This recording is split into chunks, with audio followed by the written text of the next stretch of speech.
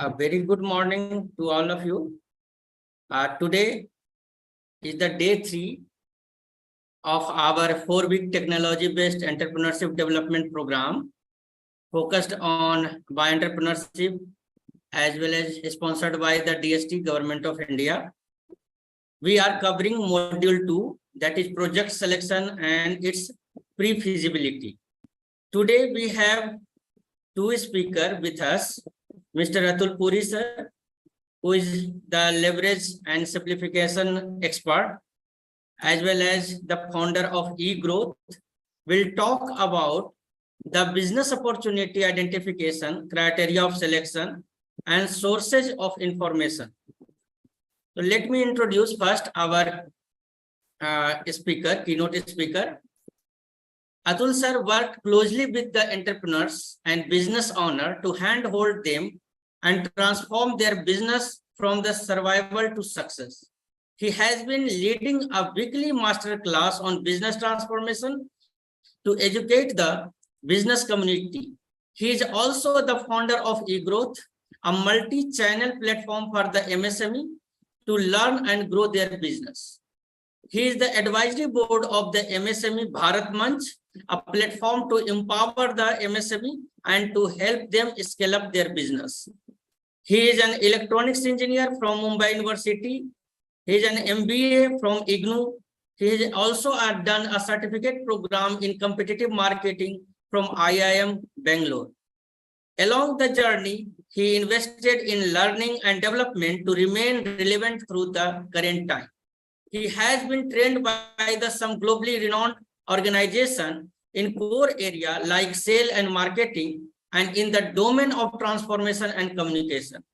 In 2014, he has founded eGrowth, a platform for the MSME business. eGrowth offers opportunity for the international business, customer acquisition, and business promotion. eGrowth has a global business community of 60,000 plus entrepreneurs.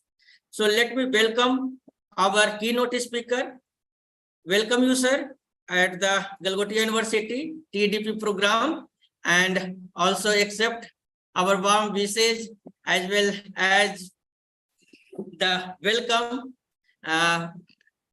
for the accepting our invitation. So over to you, sir.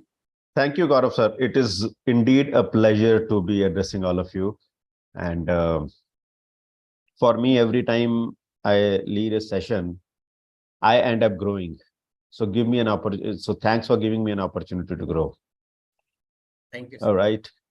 Yeah. So I understand this is the third day and there is already some amount of work which has happened. So I would like to ask the participants, maybe you can either some of them can unmute and share. Others can please write in the chat box. What do you expect from this session? Yes, and you can switch on your video for and make the interactive session.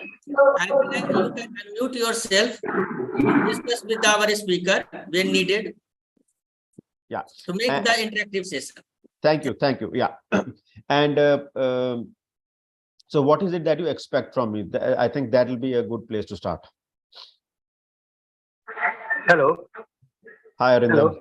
Yeah, Arindam. Yeah. Good morning, sir. Good morning. Good morning. So, sir, I am expecting that when you start your business, what are the challenges you have faced initially? Okay. Fair enough. What else?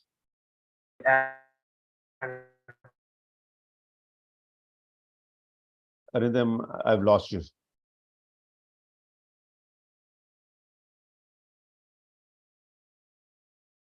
Arindam, I've lost you.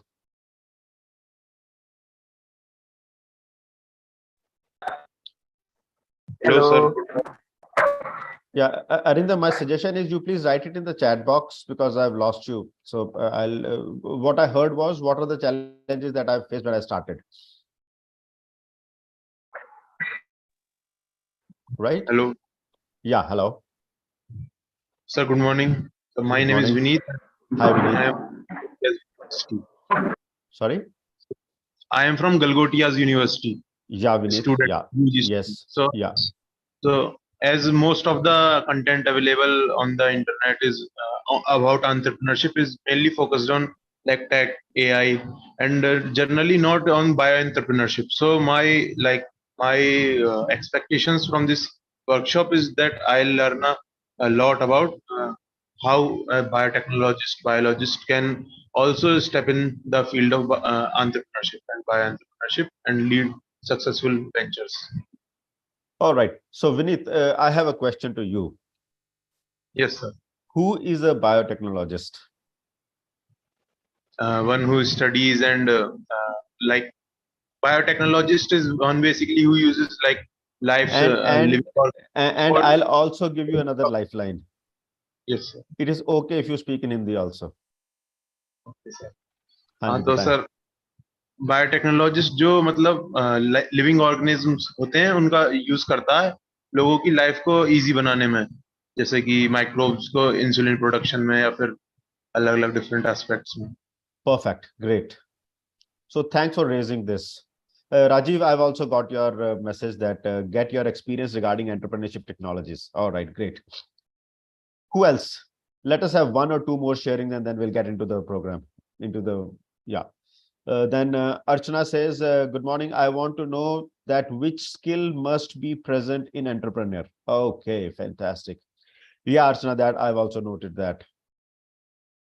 What else?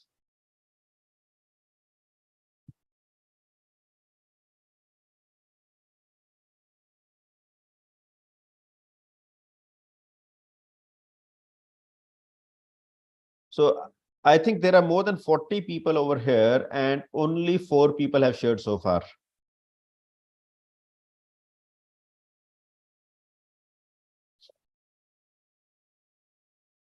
Anybody else?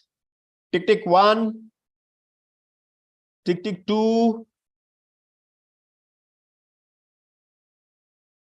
Tick, tick 3.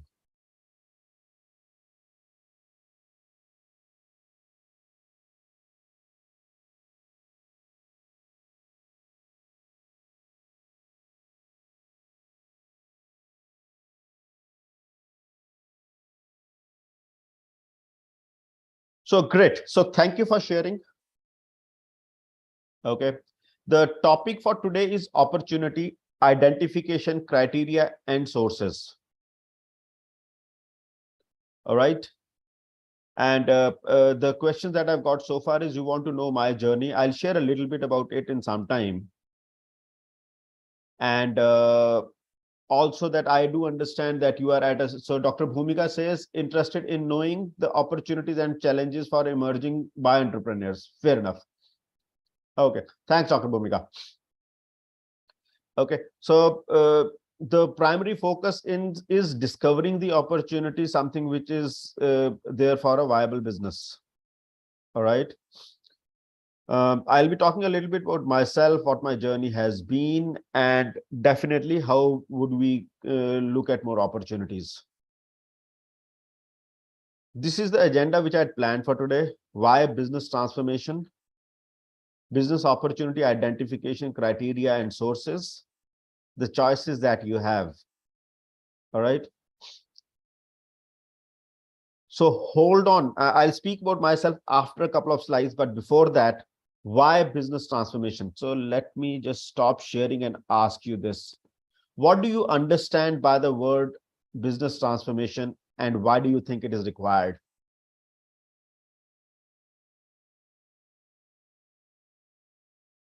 Hello.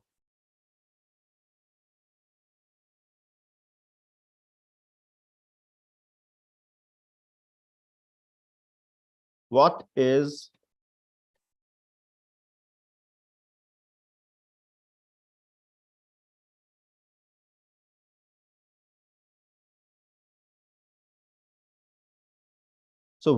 business transformation? Guys, this is your program. Okay. I'm just a facilitator. So I need some answers from you. What, according to you, is business transformation? I know this was not the topic, but this is very relevant. What is business transformation and why is it important? Let me have at least one answer. It is important for staying in market. All right. Fulfill client and user requirements. All right. What else? Switching on from traditional methods of business, technology supporting business. Thanks, Priyadarshini. What else?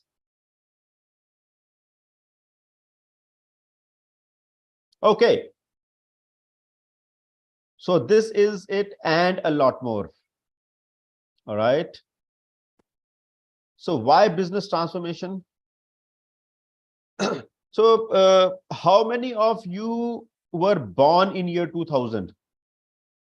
Just raise your hands or write in the chat box. What should I say? If you were born before 2000, write pre-2000. And if you're born after that, then write post-2000. Pre-2000. Fantastic, Mohammed. All right. Great. Before 2000, before 2000. Great, great, great, great, great. So most of, at least as of now, the responses that I'm getting are pre-2000, right? So let us see how business used to happen before 2000.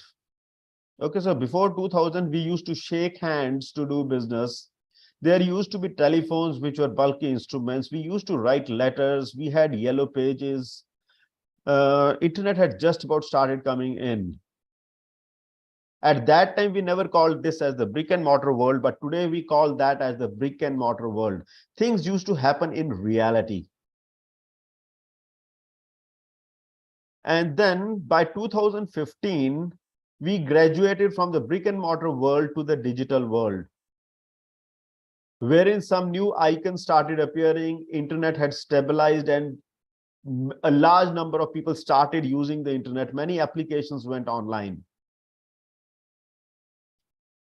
And then by 2022, we migrated from the digital world to the always connected world. We got into the clutches of FANG, F-A-N-G, which is Facebook, Amazon, Netflix, and Google. So please write in the chat box that we are in the world of FANG. You just write F-A-N-G, that's it, if you think you are in the world of FANG.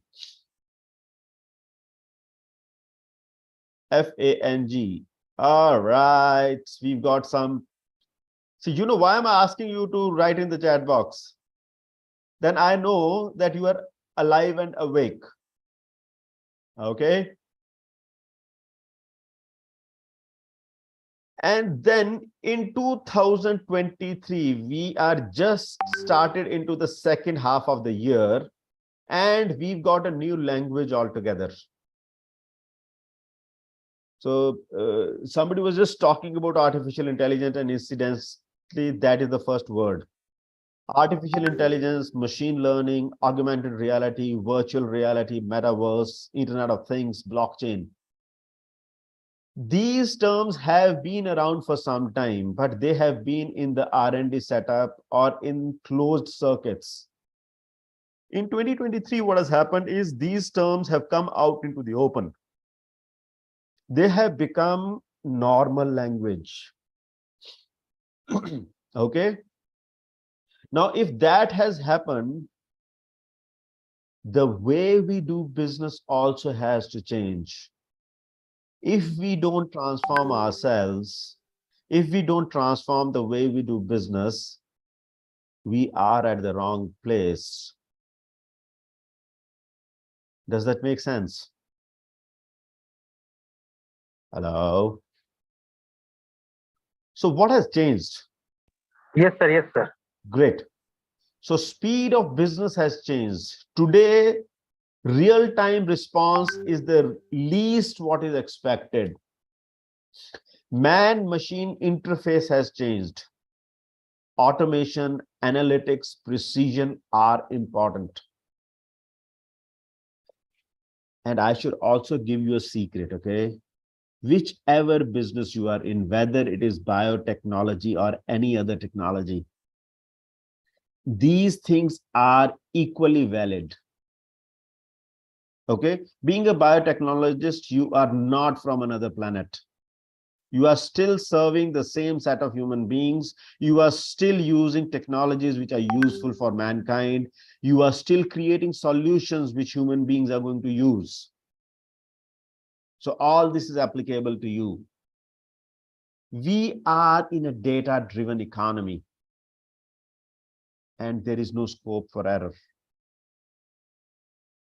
All right.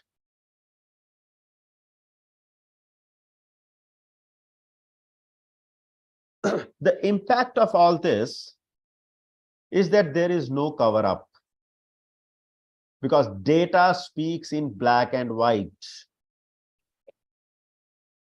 All right.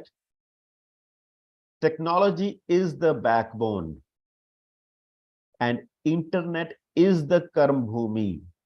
So whichever business you get into, you would still need to bank on the internet, on technology, connectivity, data, cloud. So this is the time to either transform or perish, because old ways don't work anymore. Pre-2000 world does not exist. Pre-2010 does not exist. Pre-2020 also does not exist today. So when I grew up, a generation used to be 30 years. That is what we were told. And today, a human generation is just about 5 years. I've got two nieces. One is 9 years old. The other one is 4 years old. They're 5 years apart. And they are two different human beings. They are two different generations altogether.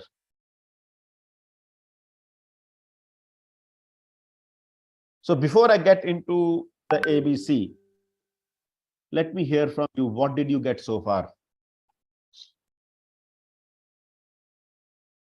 Yes, Lalitesh, change is the only constant. Hello. Yeah. Sir, we have till now get a knowledge of how we maintain our updation with current scenario, like technologies. Right. Number two is how we compete with others competitor, Right. how they adopt the technology. Right. Till now, I get this one. All right. Great. Yeah, Vinit, you want to say something? Yes, sir. Sir, Yeah. I think that in today's world, like earlier used to happen, like industrial revolutions changed the entire scenario of the business and innovation. So now I think it is happening way fast, and we need to innovate very like to keep with the pace. So I think that like So my changes request is, whosoever is speaking, please switch on the video so that I'm able to see. See, you know, I'm looking at the screen and it is pretty odd. Yeah, Vinit, please. So I think that the AI revolution and the tech revolution, they are happening pretty fast and changing the whole industries, like industrial revolution, and they are happening like earlier in 30 years. So now they are happening in like 4 or 5 years. Like metaverse is here now. So that kind of things. Bhai sahab, 6 months ago, Chat GPT was not there. Yes, sir. And now many people who used to do chat are not there. So 6 months is a long time, right? Yes, sir. So there's a whole new dynamics which is playing in the last 6 months. When Chat pandemic GPT. came, when pandemic came, in a span of 3 months, the entire world changed, right? So we are in the VUCA world, isn't it? Yes, sir. So we can't really plan for 5 years. Earlier, mid-term, long-term plans used to be there. Today, we've got to consistently keep on changing, right? Yes, sir. Yeah. All right. Great. Anybody else wants to share something? What you got?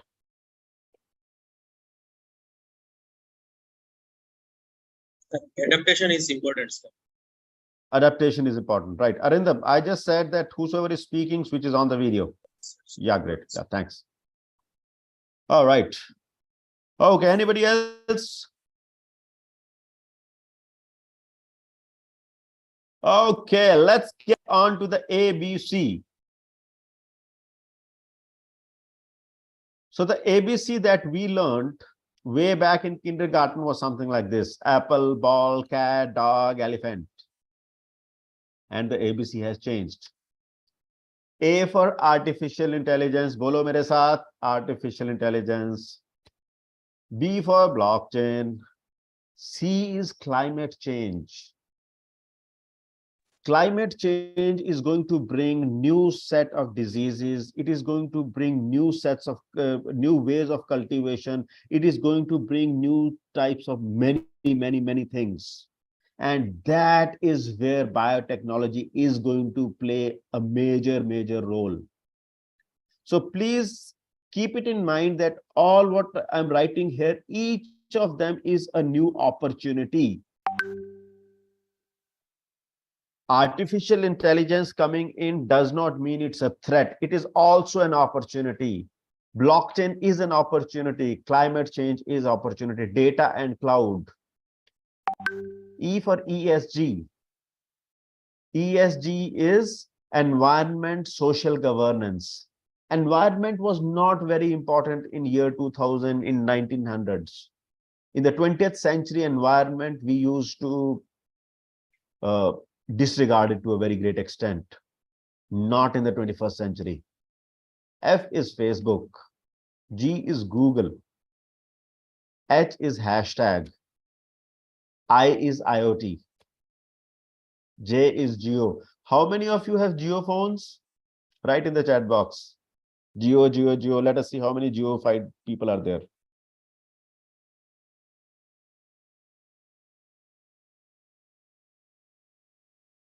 All right.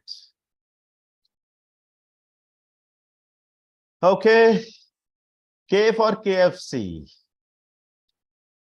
And L for LGBTQIA+++.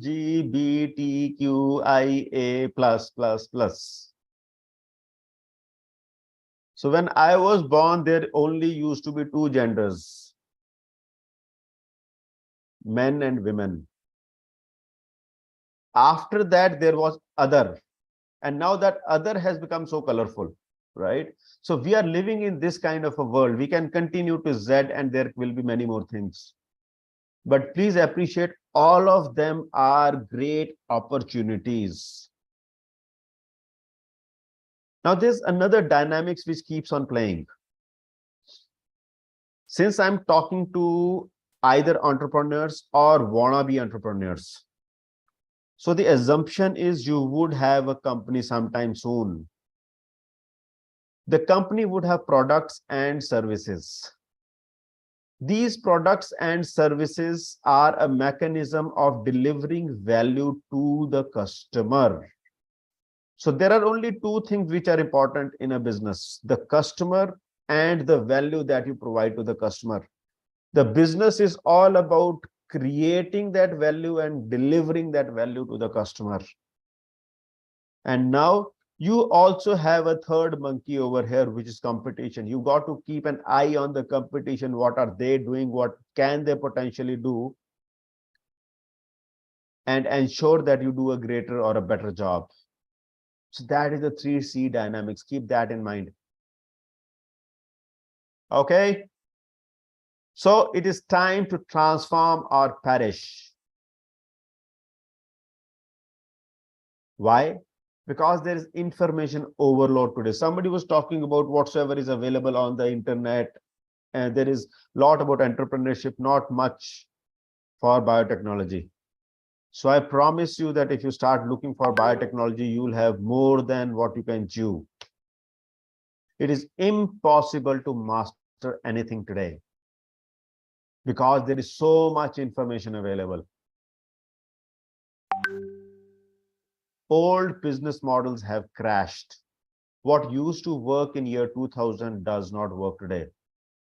Now, if that does not work today, you've got to think on your feet. Blinkit was not there 3 years back. Jio was not there 10 years back. UPI was not there 10 years back. The insurance agent is dead. Policy Bazaar is there, right? And then we've got this concept of platforms, and platforms are having mom and pop stores for breakfast. So you having a mom and pop store may not be a great idea. All right. Facebook, Amazon, Netflix, Google. So there used to be a movie called, which one was it? Sholay. And there was this dialogue. What was it? कि जी दूध P ले नहीं तो गब्बर आ जाएगा. So आज की Hello. Date में, hello. Yes, sir. I am Arindam, sir.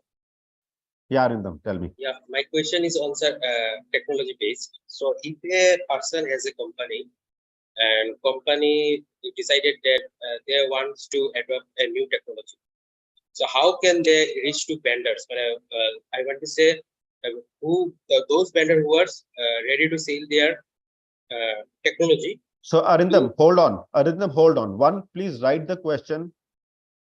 I may have covered it in future, right? So right now we've not reached there. Is that fair?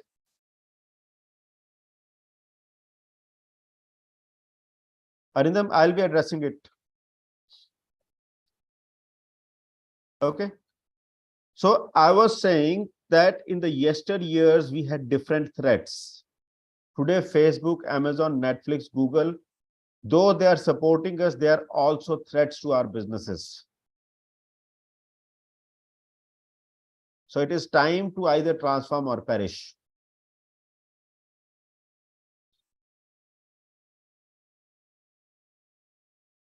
So now, before I get into why should you listen to me, what did you get out of the last section?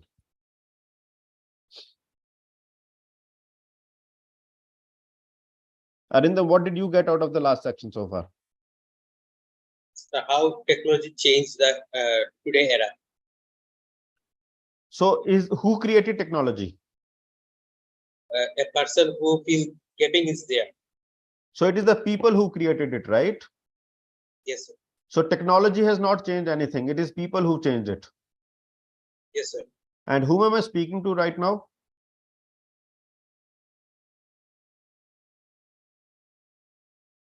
There are 46 people on this call right now, isn't it? So it is this set of people who are going to change. It is this set of people who are going to transform the face of Earth. Does that make sense? Very rightly said, Vinith. Lack of information is no longer a barrier to growth. There is information overload.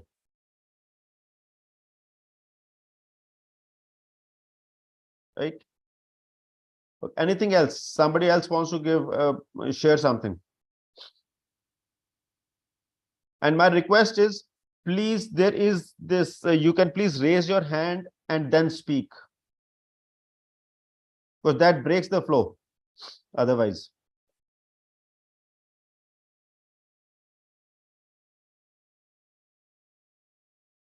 So now let's move on to why listen to me. Okay. Well, I am an opportunity seeker. And today the topic is opportunity. This is how I look like. I've worked for around 20 years in the corporate space, and these are some of the brands that I worked with. I worked with CDAC, which is a premium R&D organization of India, SIFI, HID, United Technologies Corporation, which was a Fortune 49 company when I was working with them. And that is when I took a call that I'll get into the startup ecosystem. My next job was with a startup called Gaadi Fix. We used to serve people's cars at their doorstep. And then I started eGrowth. And then in between, I worked with an organization called MSM, M Square Media, which is a Canadian company into international education. I picked up some awards along the journey for sales, for entrepreneurship, for enabling other businesses. I also participated in a program from IIM Bangalore, which is on competitive marketing strategy. I created this platform called eGrowth with an intention to support small and growing businesses, whether they are startups or other businesses. I'm also a director north with a platform called MSME Bharat Manch. I'm also on their advisory board. I've published 2 business models till date. One is the eGrowth framework, which is all about how to cause growth in small businesses, and the leverage model, which helps you design your business. I'm also the chapter director of an organization or a platform called Startup Grind, which is the world's largest startup ecosystem, having more than 600 chapters across the globe. I'm also a published author. I published 2 books, Golf Mastering Business Success and Opportunity, the Journey from You to Yes. So this is a little bit about me. Why I got into this is because after having spent around 20 years in the corporate space, I realized that the big companies have enough resources to do whatsoever they want. But the small businesses, they don't have enough resources. They don't really know how to go about it. And what will it take for me to be a part of the solution rather than being a part of the problem? So that is where this transformation happened within me. I'll be glad to have any questions. You want to ask something about me, I'll be glad to answer that. Hello, sir. Yeah. Hello. This is Aarti Kabra. Yeah, Aarti. So, good morning. Good morning. I have a question. Like, you were telling that in the previous slide that making changes in the business plan models. Yeah. So, like, what kind of changes can be the crux of the startups or my startup? So one is, Aarti, where are you from? I am from Gujarat. Which place? Vadodara. Vadodara, right? Now, if from Vadodara you have to go to Ahmedabad, you would take the expressway, right? Yes. You can also take the normal route. Yes. If you have to go towards Mumbai, then that is a different direction. Yes. If you have to go towards Kalol, that is a different direction. Right? And if you have to go towards Udaipur, there are 2 possibilities. One is you go via Kalol, the other one is you go via Ahmedabad. Yes, sir. So now all this is dependent on your location and what you want to do. So unless I know what is the kind of startup that you are planning to start, it will be very difficult for me to give you a sermon on this. Yes. All right. So where are you headed? What are your concerns? What are your stops? What are your strengths? What are your capabilities? It is a combination of this which will define how to go about it, what to carry on and what to drop. Yes, sir. Have I answered something? Yes, sir. Yes. Thank you. Anything else? Thank you so much, sir. Yeah, further I will again ask as the session proceeds. Most welcome. Thank you, sir. Yeah. Any other questions?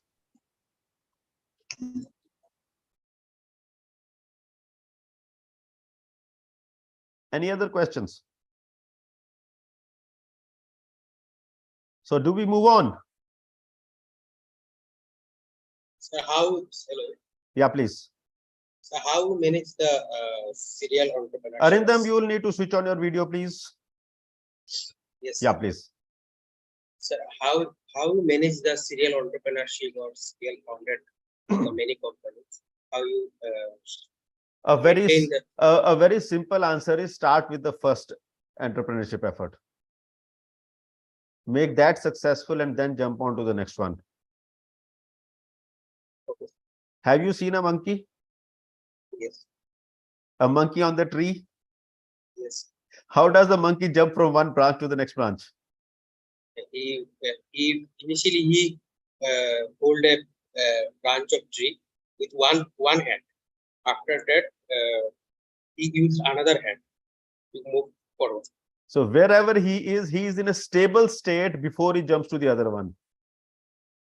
Have you ever seen a monkey in the air going to two branches at one time? So this is how you'll go for a serial entrepreneurship. So be a monkey. What else? Anybody else?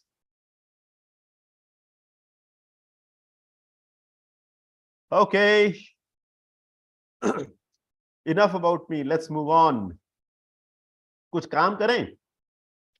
So here's a statement from Tony Robbins. We all get into business to win. But the key to winning in any business is to align with your true nature. So it is most important for you to discover yourself before you jump into anything, whether it is career or it is business or the studies or anything else. All right. So I want some answers from all of you. What do you understand from sales and why is sales important in business? Either you can unmute and share it, or you can give your answers in the chat box also. That sale is the backbone of any company. If you don't sell your product, you can't generate revenue. So you can't generate revenue, don't pay your pay the salary or incentive to your employee and owner. Perfect. Owner don't get. All right. Let us hear for some more responses. Thank you. What else? Anybody else?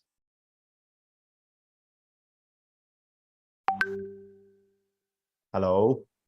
Hello, sir. Yeah, please. So I think sales are important to get the funding for doing more expansion and scaling of the venture or startup. If we don't have sale, we'll depend on debt or funding. So funding with sales is better than acquiring funds from other, I think, because we have more control over our venture and we can take hard decisions which would not be there Absolutely. What else? That's all. For continuing business, as business requires monetization to further grow and expand. All right. What else?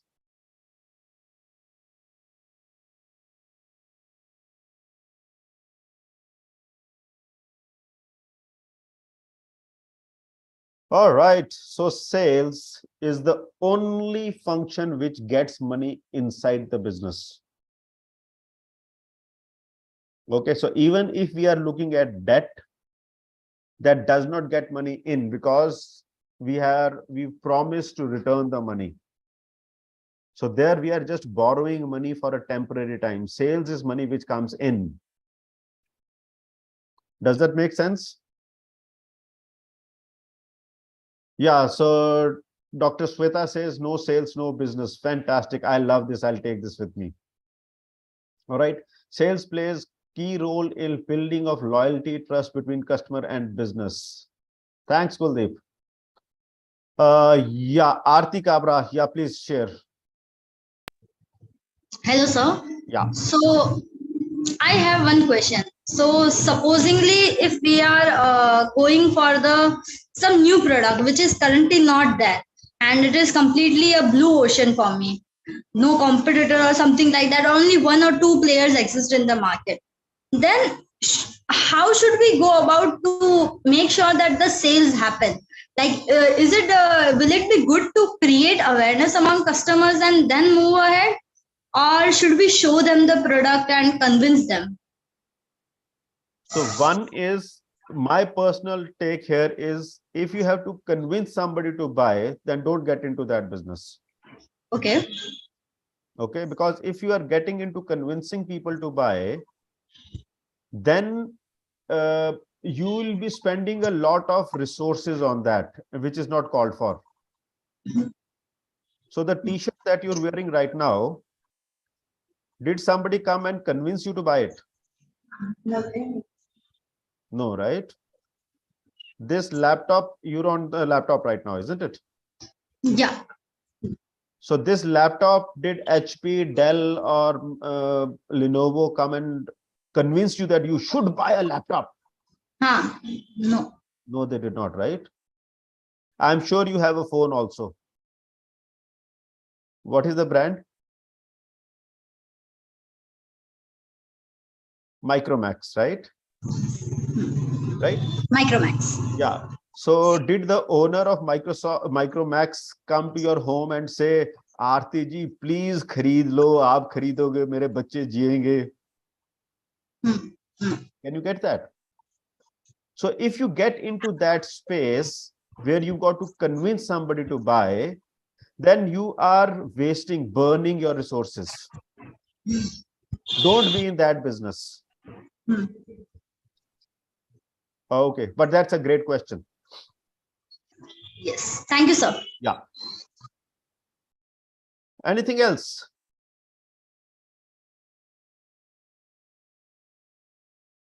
ये बताओ, अभी तक मजा आ रहा है? So write on the chat box, मजा आ रहा है, if you like it. 52 people, 51 people.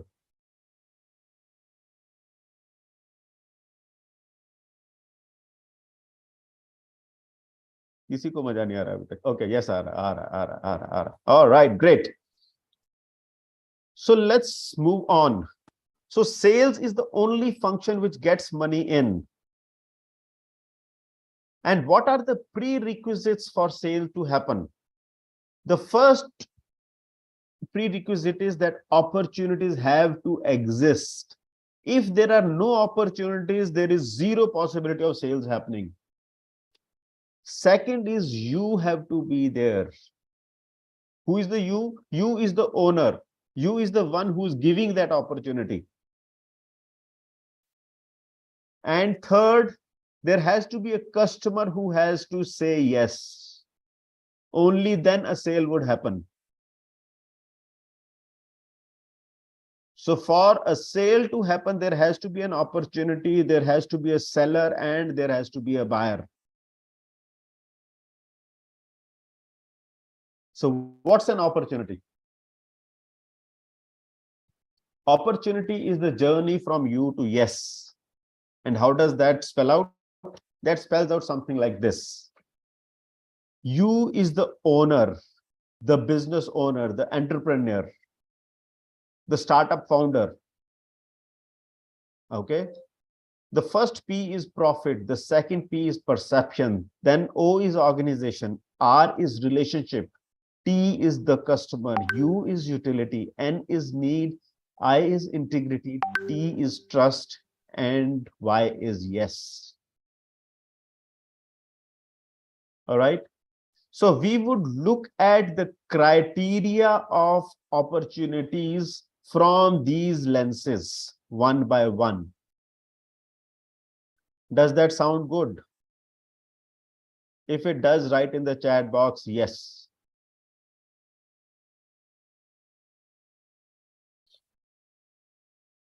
So how to get opportunities?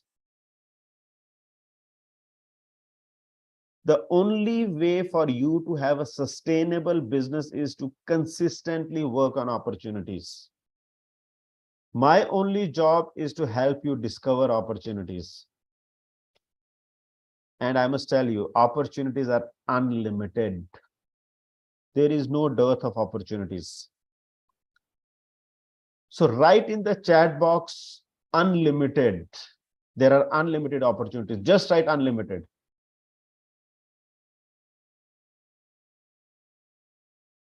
Okay. So welcome to the world of opportunities. So this is how opportunities look like. Okay, so for somebody, this one is an elephant. For somebody, it's a fan. For somebody, it's a spear. For somebody, it's a wall. It's a rope. So the classic story of 6 blinds and the elephant, right? So this is how it is. Now you got to see how this opportunity exists or occurs to you. So now we'll go through what are the criteria for selecting the opportunities. From the owner's perspective, from your perspective, check the alignment of the opportunity to the objectives of your business. All right.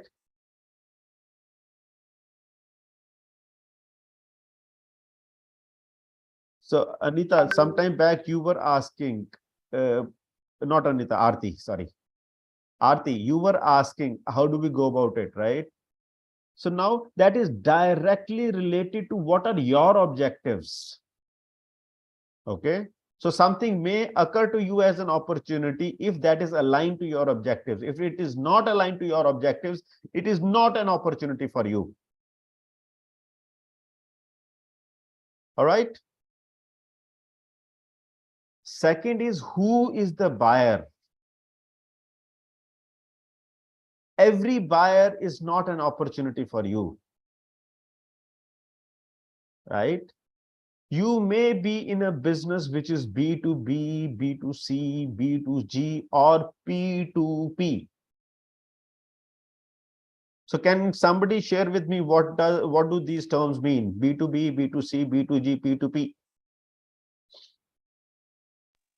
Yes, sir. Yeah, So please. B2B is the one where we sell from a business to business. Like if Okay. I am a business and I am also selling to business, Right. which has customers of its own. And B2C is like where we directly go to the customer Right. and consumer or customer. And B2G, I don't know about it. B2G is business to government. Okay. And then there is P2P, which is peer to peer. Okay. So you've heard of a platform called OLX?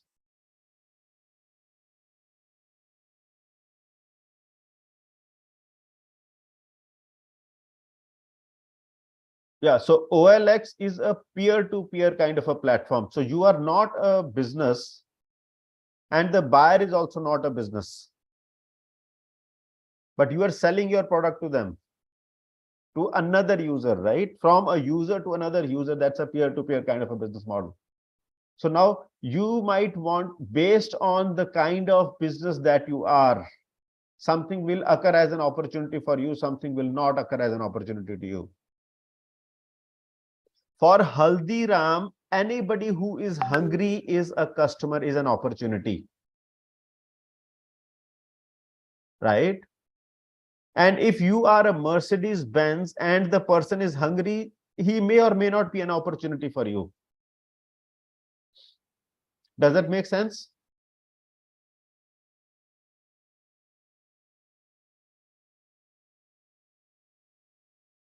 So Lalitesh, Ola would not be a peer-to-peer kind of a thing. Ola is a platform where a taxi provider or a cab driver is listing his services and a consumer. So that's more like a B2C. It's not a P2P. It's not a peer-to-peer. The cab owner is a business over there. Oyo again is not a peer-to-peer. Oyo again is a business to consumer, B2C kind of a thing. In fact, Oyo can be a B2B also because they would be selling to some other businesses who buy their rooms in bulk. All right. Then it is important that you know the buyer persona. Can somebody give me what do you understand by the word buyer persona?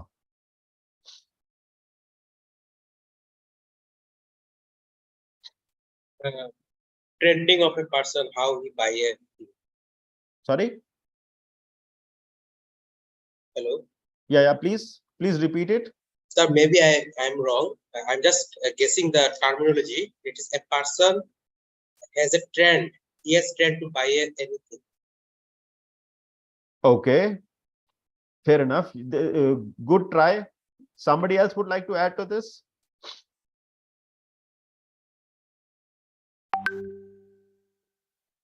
Customer behavior, sir, like customer. Okay, what else?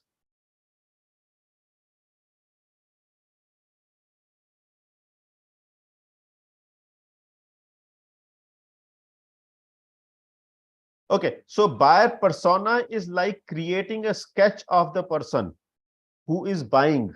Okay, so now this could be the demographics, the psychographics, the consumer behavior, preferences. Put all of them together. Their concerns, their fears, their aspirations. You map all of them and then you get a generic behavior of a customer. All right. So all your customers would be similar to this buyer persona. I'm sure this will be covered sometime in your this EDP over the next couple of days. Okay, so that's not in the scope today, so I'll not get into details, but you need to have the general characteristics of your customer or prospect. You cannot go and say, so there are 8 billion people on this planet. 8 billion people are not your customers. Out of them, there is a very small set of people who are your customers. Make sense? So for me, as a business transformation coach, I work with business owners. Okay. I work with business owners who are futuristic in their mindset, who are willing to invest in technology, who are willing to learn. And predominantly as of today are based in India. They can be men or women. Generally, they would be of an age, let us say 30 years to 50 years of age. Can you get that? So if I put all these things together, these are the kind of customers that I work with. So for you, you need to understand this. Who are the kind of customers that you work with? Who are the kind of businesses that you work with? Does that make sense? If yes, please write in the chat box persona. And also make a note of it. Do search this after this class so that you are more clear about buyer persona. How do you create it? That will be a critical factor in your business plan. Okay. Then is this opportunity aligned to our core? As I said, you are not designed to serve 8 billion people on this planet. So you need to identify what are the kind of opportunities you will go after, what has to be the size of the business, what are the kind of customers that you go after, what is the kind of technology that you serve, and the likes. Like in your case, what I understand is all of you or most of you are biotechnologists. So only opportunities related to biotechnology are the ones you are interested in, not otherwise. All right. Are we operating from a position of strength? Is it aligned to the opportunity we want to address? All right.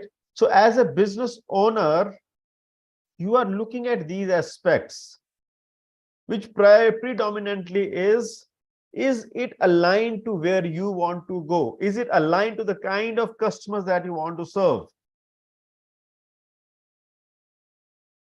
So for a business owner, I think alignment would be the most important thing. All right.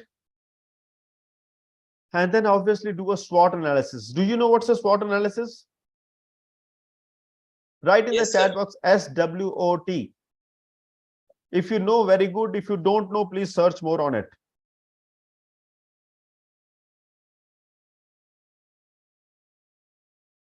Okay, let's move further.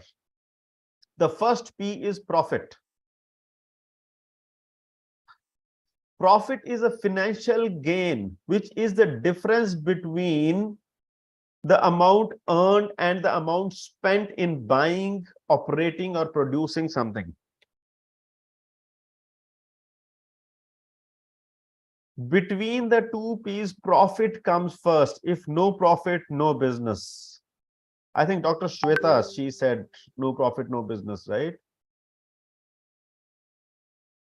So this is it. Profit comes first. If no profit, no business. And it is there in the spellings of profit. Okay. Profit is pro plus fit. So profit is aligned to the, so it is aligned to the fitment, right, of your business.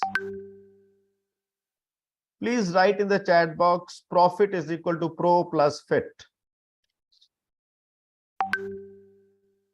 If you're not making money, you are not in business.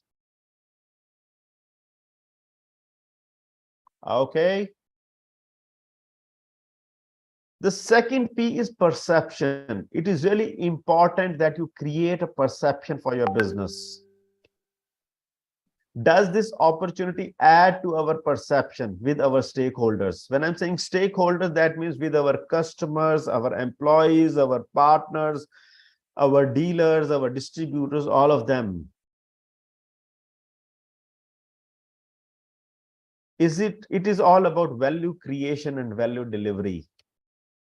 It's about creating a brand value, good delivery systems. All right. Next is, as an organization, what does the opportunity mean? Do we have the systems and structures to deliver it in time as it is required to be delivered? Production, delivery, installation, post-sale service. All right. Then comes relationships. What kind of relationship do we have with the customer? Do we have a leverage there? Because if we goof up, will our customer forgive us? Can we get any advantage?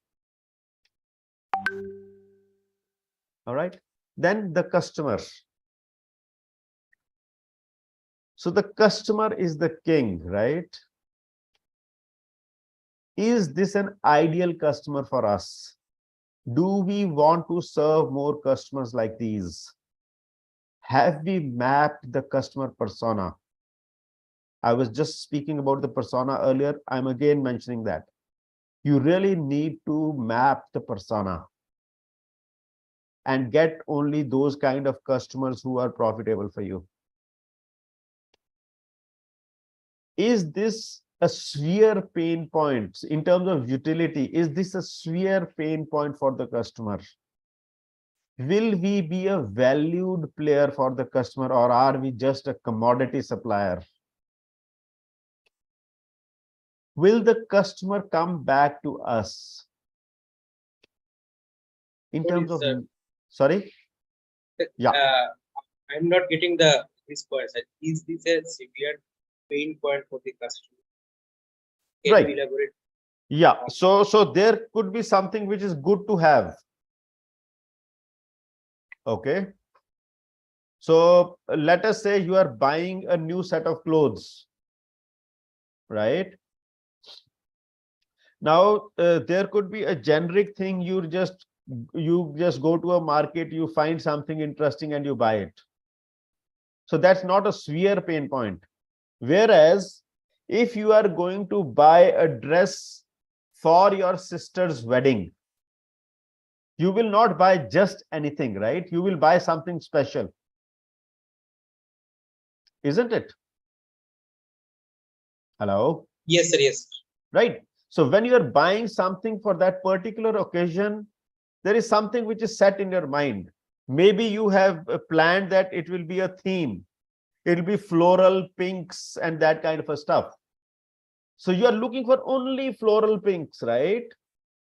It is your sister's wedding and you want to be special. She is very special to you. You want to make this a memorable day, memorable occasion for her. That's not just any other thing, right? You're not buying a normal t-shirt. Have I been able to explain this? Yes, sir. Yes. Now got it. Thank you. So needs. Is this an urgent need for the customer? Does this give us an opportunity to go up the value chain? Are we just another supplier or a key supplier for them?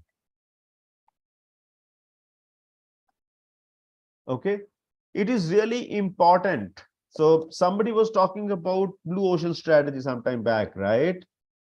Now in blue ocean strategy, you're creating a new market altogether.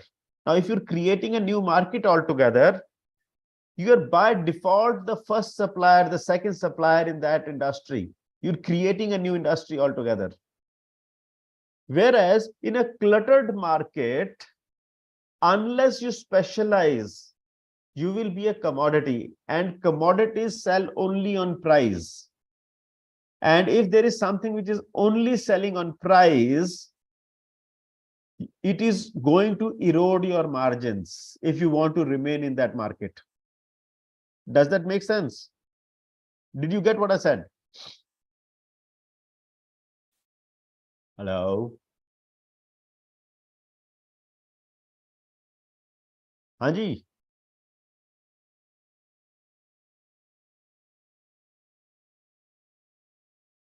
Okay. Dr. Shweta has got yes. Manu says yes. Okay, so then we'll move forward. Next is integrity. This is my favorite, okay?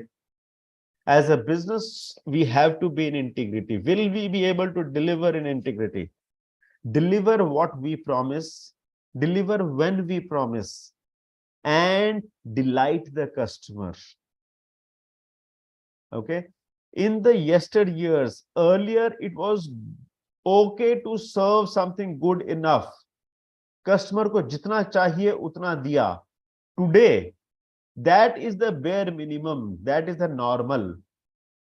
If we don't delight our customer will not come back. We have to give more than what we promise. Giving less than promise is just not acceptable. So bare minimum is giving what we promise and then go beyond it. Let's go further. Trust. Is there enough trust between the customer and us? Okay. Are we capable to deliver? Are we able to deliver more than what we promise? Only then the trust will be established. Otherwise, the trust will be eroded. And then finally, we reach to a yes. Will this yes mean expansion of business for us? If it does not mean expansion of business for us, then don't get there.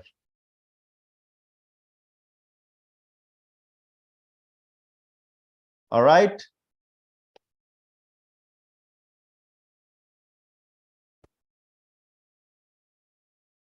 What a chance. What did you get? So what did you get so far? We looked at various aspects of opportunity. So what did you get out of it? Please raise your hand. Yeah, Arindam. So far, we get information regarding how we put the value, how we deliver the value, how we maintain integrity. We must trust the customer and trust. Similarly, customer will trust us, our services, product. Yeah. So this is like OPPORTUNITY. So this is like 11 different lenses through which you are looking at the opportunity, right? Yes. And if it makes sense, only then go in for that opportunity. You've got to be very selective in what you put your hands on.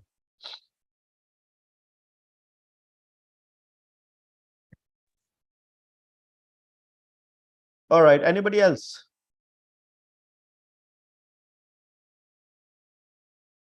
Any concerns, questions? This is your opportunity to take back home as much value as you want.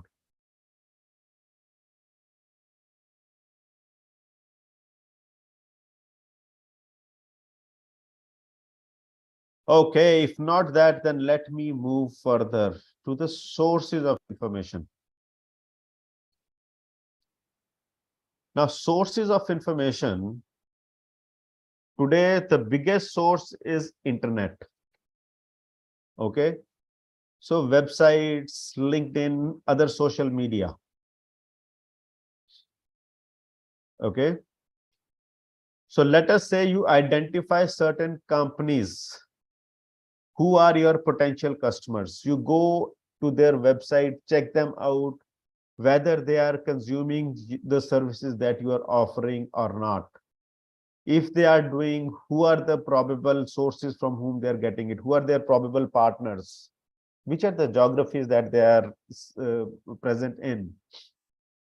Then on LinkedIn, you go and get or search for the people from those companies who will be influencer in buying the product or service.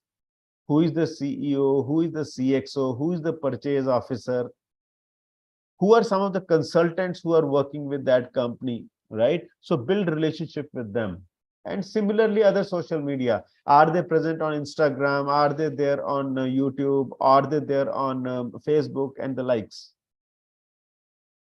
So this is where you get a lot of public information about these organizations. Who are your potential customers? And then there are conferences, events, and networking. So you go and participate in conferences as delegates, as speakers, and otherwise. So this is how people start relating to you as authority in your business. And if people start relating to you as an authority in your business, they start reaching out to you. So this way, opportunities start walking to you rather than you chasing opportunities. How cool is that?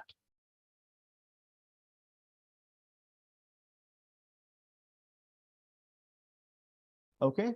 So while you chasing opportunities is a great idea, you need to create a pipeline for opportunities to trace you. And then we've got public data, which is government data, stock exchange reports, media reports, country reports, industry reports, annual reports of the companies. So this will tell you where are they investing, from which categories of products are they making their money, where are they going to invest in the next couple of years, which geographies or markets are they expanding into. So basically you are getting intelligence about the kind of activity the company is doing, and then you reach out to them. Does that make sense?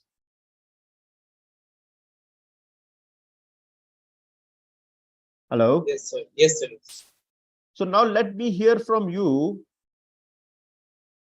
What do you think are the other opportunities or sources of opportunities?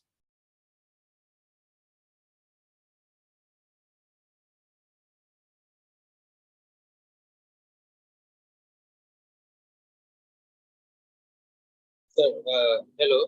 Hello. Sir, if a person or rising a problem,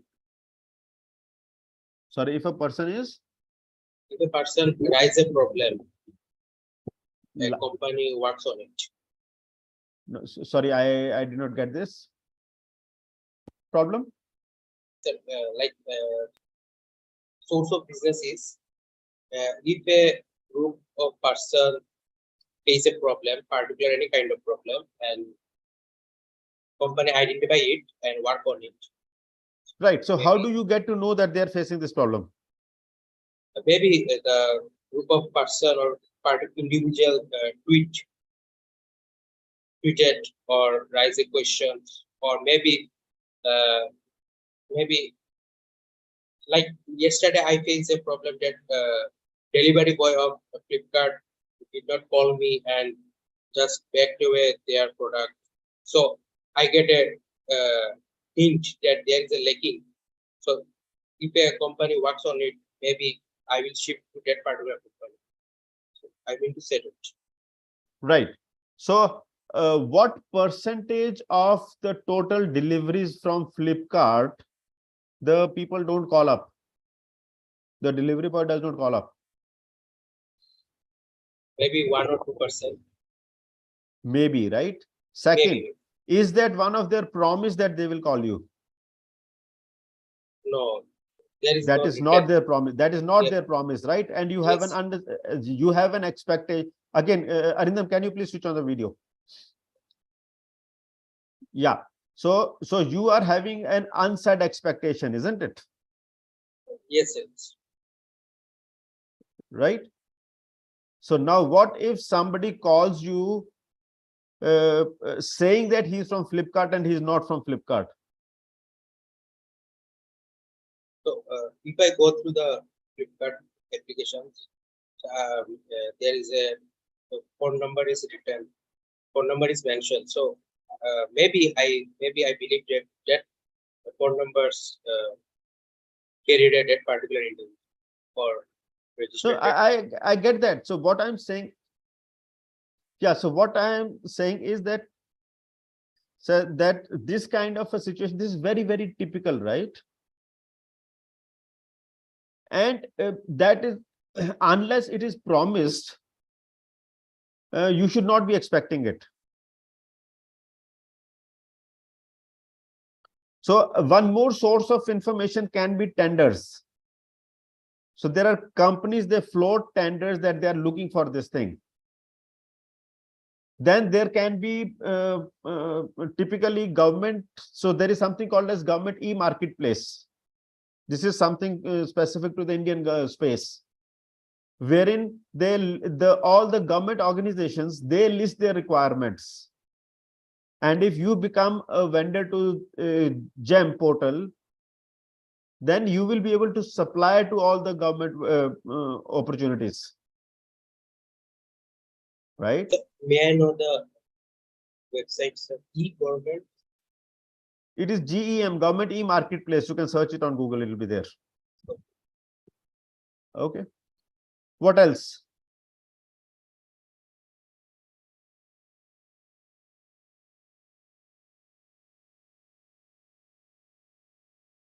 So now let me hear from you. So now, so far, all what I've shared is more generic.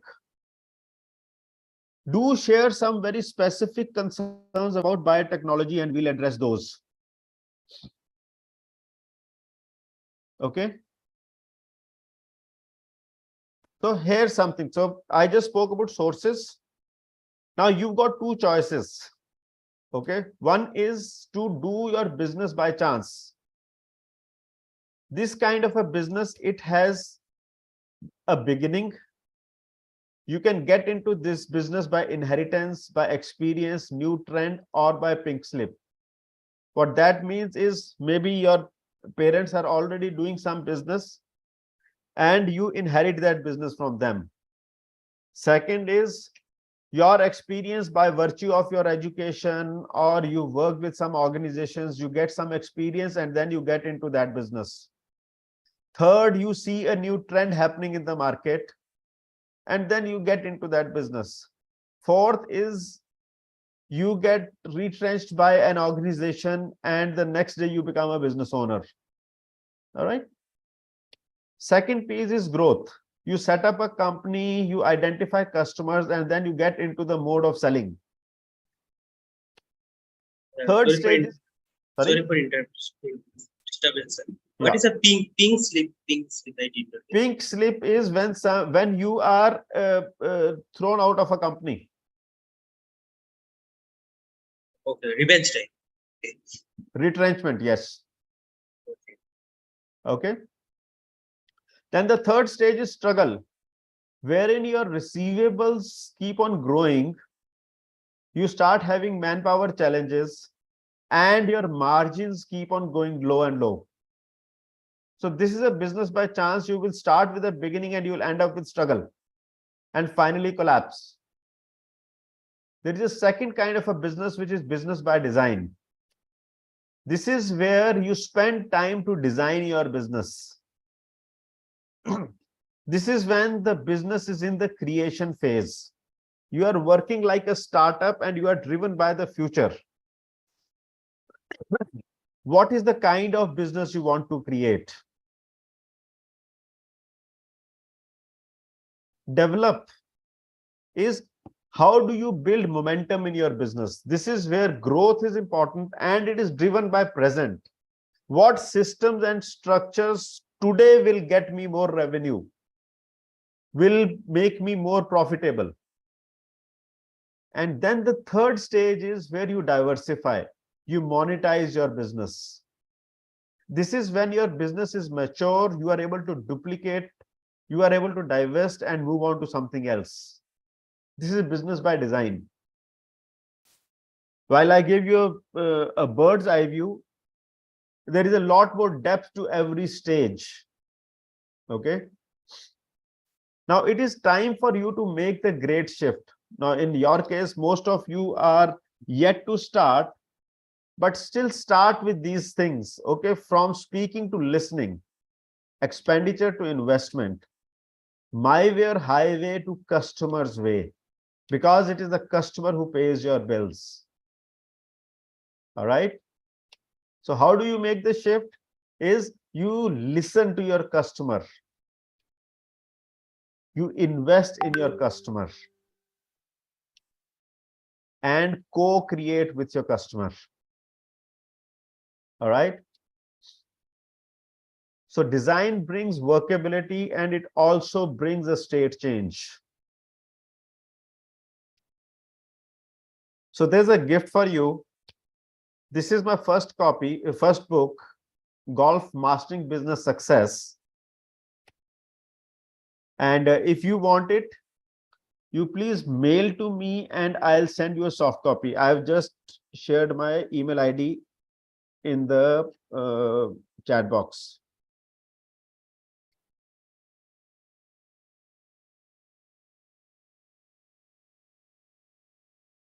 Okay. So this book, it gives the details of the entire leverage model. It is my contribution to your life. All right. Any questions that you have, I'll be glad to answer. We've got around 10 minutes, I think. Yeah. That's about it. We can connect on LinkedIn. You got my mail ID, my phone number. And the websites.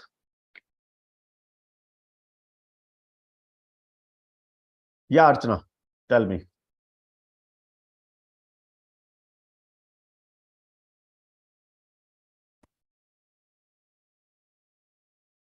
I think Archana raised her hand, right?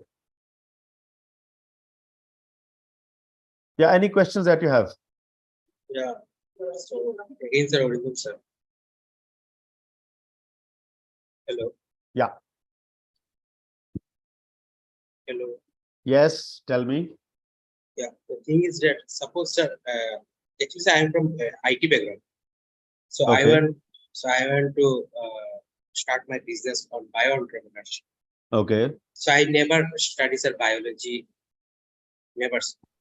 Okay. So at that time, what should I do, sir? I hire biology team or co-founder from biology background. This type, So one is, please switch on your video. sir. Okay. Now, why do you want to get into biology space? Sir, actually, recently I'm working on cancer data set with the help of AI. With the help of AI, early detection is there. A person has cancer or not. Okay. So basically, I don't know the biology term like cell. The basic knowledge is I have, but not in-depth knowledge. So what is your strength in that space? What all is required for that? Have you done a SWOT analysis for that? Till now, sir. No. So if you've not done, then it may not be appropriate to say yes or no. See, you must operate from your point of strength. All right. If your strength is IT and your weakness is the biotechnology piece, then you need to have a co-founder whose strength is biotechnology. Only then you can be in a business which is related to biotechnology. Is that a fair statement? Yeah. So at that purpose, what should I do? Like I diluted my company's equity or just salary based, which is preferred. So first get the right people on the bus. And if you are thinking like a startup founder, diluting your equity should be the last thing in your mind. Never ever dilute your equity till the time you are almost about to die, till the time you are about to get strangled. Okay, sir. This is my take. You can speak to somebody else, they may have a different opinion around it. It's a good. Never dilute your company's equity. Not Instead, till the time you are pushed to the wall. Okay, sir. But instead, I have to pay whatever he has consulting fees or like. Yeah. Okay, sir. Thank you. Anything else?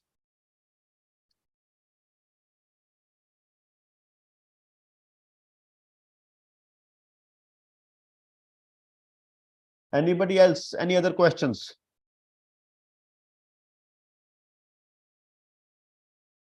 Sir, I send connection. Sir, please accept my connection over LinkedIn. Okay, I'll do that. Thank you. Any other feedback? Was this useful for you? Something which was missing, what you were expecting, which is not there? Was it worth your time? So from my side, it is worthwhile and covered each and every section of business. Thank you. So now my offer is to those who have not spoken even a single word.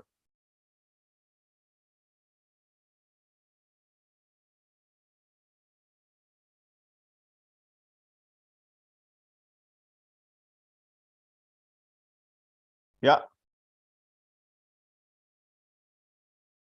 So Gaurav sir, I think if you can ask everybody to switch on their video and we can have Yes, at least a couple of Dear screenshots, that will be participant, helpful. please switch on your video as well as be interactive during the session. So you can ask any query related to the talk, related to anything, what you want that can develop you as an entrepreneur. So sir, having a very vast knowledge in the entrepreneurship as well as he is the ecosystem enabler. So take this session seriously as well as take this opportunity. Sir, Yeah. sir, this is not related. Please don't mind. Don't get personal. Sir, you founded lots of startups. So Right. in particular, any startup, what are the major big challenges you have faced? Just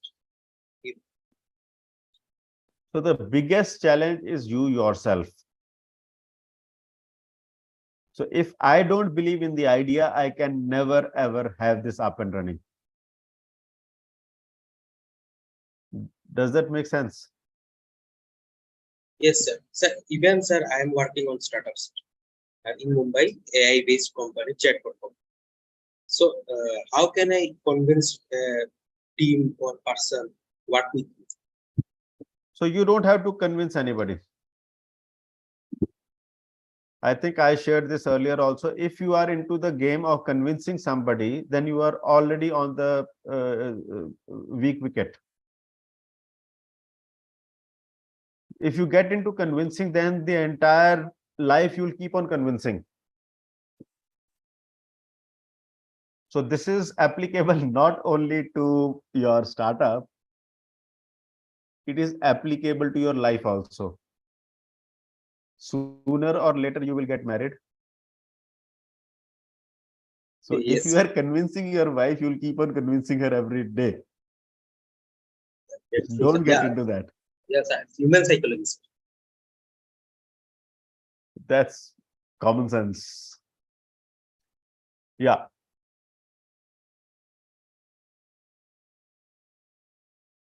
Dr. Shweta, you have some comments?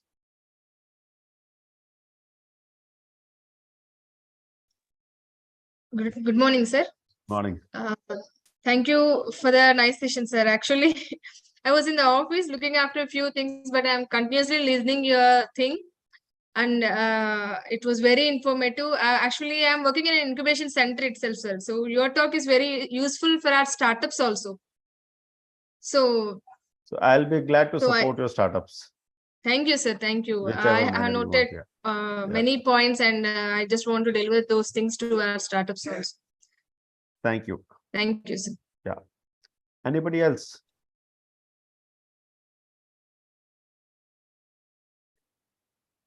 So we've got 4 minutes more to go. So Bhumika, you have something to share?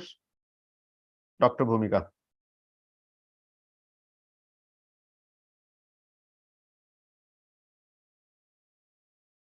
Can we please at least have the videos on so that we can have a screenshot, if nothing else? A thumbs up screenshot.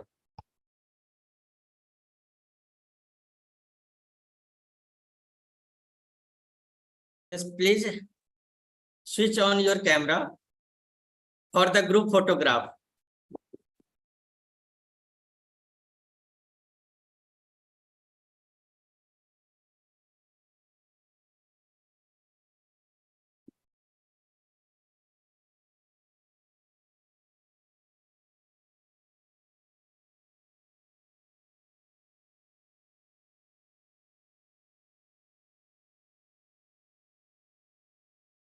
And in the meanwhile, sorry? Morning, sir. Morning.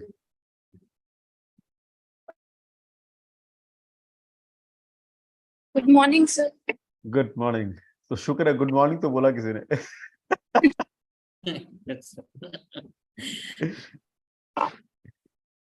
Sir, I made you regarding sir ebook. Please stand, sir. I'll do that. Yeah. Thank you. So any other questions that you have? So would you recommend that Gaurav sir invites me once again? Definitely, sir. Yes, sir. Yes, sir. Sure, sir. Definitely.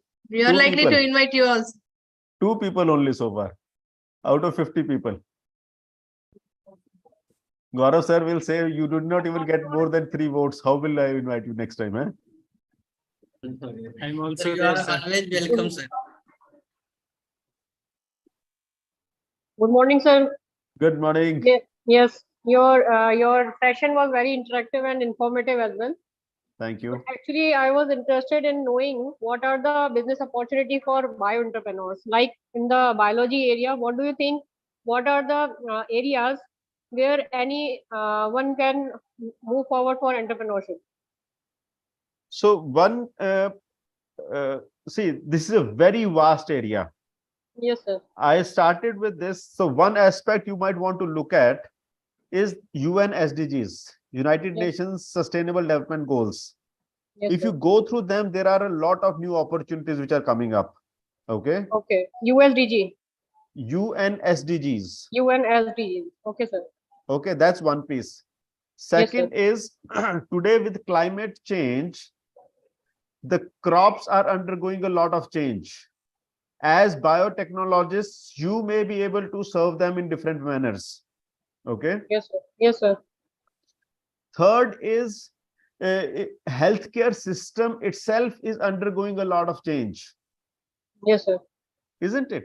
So Yeah, but I think primary- healthcare if anybody wants to move in healthcare systems, then it will need a large amount of finance, I think.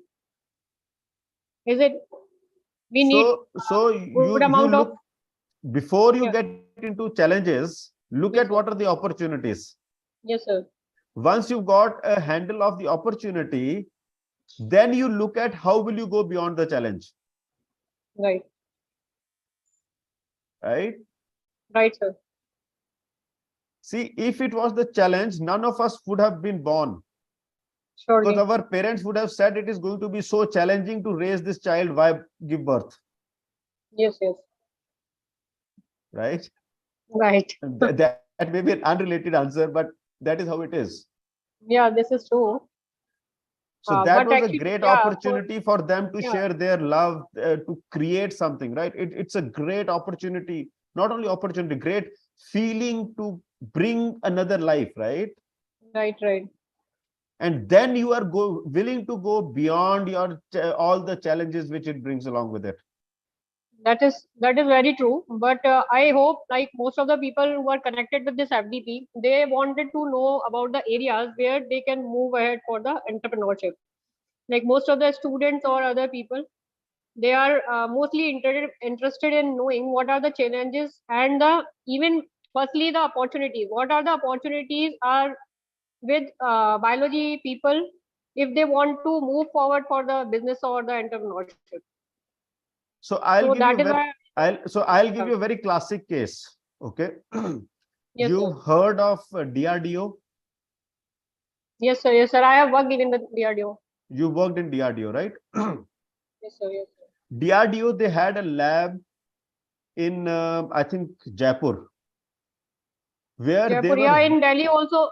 In Delhi So also, they've got is a lab multiple of labs DRDO. across India, but I'm talking about a specific lab in Jaipur, Yes, yes, which yes. was working on different kind of Yes, sir. materials.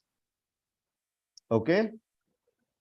One of the materials that they worked on eventually became a part of the Jaipur foot, right? Yes, sir. And that Right, Jaipur right. foot, it has given life to many people whose limbs got amputated for Many different people, yeah. reasons. Now, Right, the right. people at DRDO would have never thought that they will end up doing something for the medical or paramedical space. Paramedical space. Right, So this is called creative thinking. They are right. people who are building stuff for defense, and they create something which is of so much importance for the civilians. Civilians, right. So with this background, I am not an authority to tell you what all are the opportunities there, because you know your industry better. Yes, sir. I am an electronics engineer. I have been in the technology space for a very long time. All right. Yes, sir. So I can guide you how would you look for opportunities. But for each one of you, like All right. Arindam was saying, he is not a biotechnologist, but he's interested in Right. biotechnology. Right? Yeah, yeah. So He is somewhere you've got connected to, with the biosystems. That's why. exactly. So you've got to look at the areas in which you have been trained. What are your strengths and operate from there. Right, right. So the planet needs more food today, right? Planet needs better healthcare systems. Planet needs to be able to deal with pandemics. These are some of the Yes. areas where more of this biotechnology is required. Save Yes, the yes. earth, save the ocean, save water. Biotechnology plays an important role in all of them. Yes, sir. So it's wide open. Did I answer your question? Yes, sir. Yes, sir. Yes, sir. Thank My you so pleasure. much. And your your lecture was very Thank you. interactive and good, sir. Thank you. Informative. Yeah. Thank you, sir. Anything else? We are already 4 minutes past the session. I think it's time for me to go. Thank you, sir. Actually, we have two more lecture of Atul Puri, sir, titled Marketing Analysis and Strategy, as well as Risk Management. And another lecture is how to do negotiation and techniques for the networking. So I think it will be very fruitful for the all participants, and we are also welcome you, sir, for the next lecture, and kindly accept the small token of the memento. In the digital era, we are presenting a digital memento. Thank you. Kindly accept, sir, the guest of honor on behalf of the Galgotia University. Sure. I got it. Yeah. So thank you for the honor. Thank you for giving me this opportunity to be here with you. And I look forward to meet some of you in person sometime in life, and looking forward for the other two sessions as well. Thank you, sir. Thank you so much, sir. Okay. Thank you. Bye.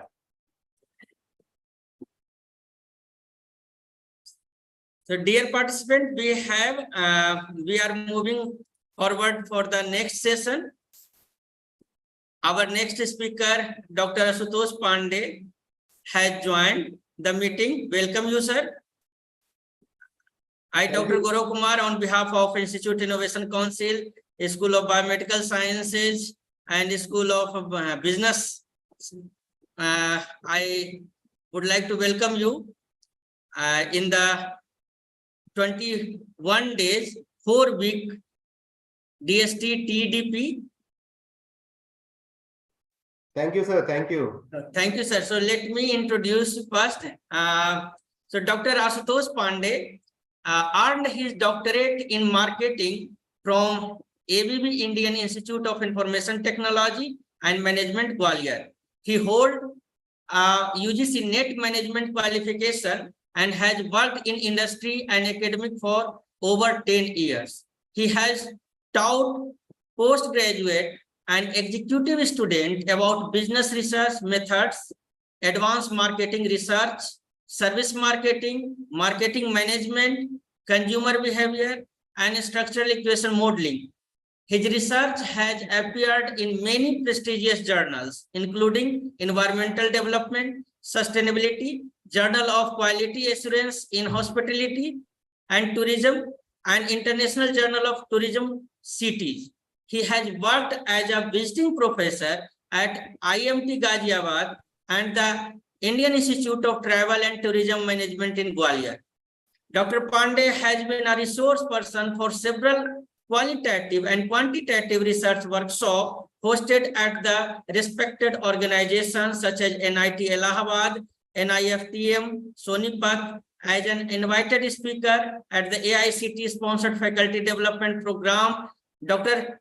Pandey is currently associated with FORE School of Management, New Delhi, as an assistant professor in marketing area. We are cordially welcome you, sir. And we are inviting you to kindly deliver the keynote speech. Over to you, sir.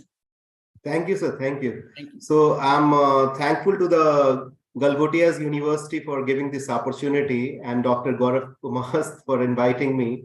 I hope this session which has been given to me, the topic is how to conduct market survey, tools, technique, and guidelines would be useful for all the entrepreneurs, students, professionals who are here listening to us. And this platform actually is a medium to connect and remove the gaps in the mind, the gaps where we are not able to fetch the details. So I'm really mesmerized by seeing the kind of different topics around these 4 weeks.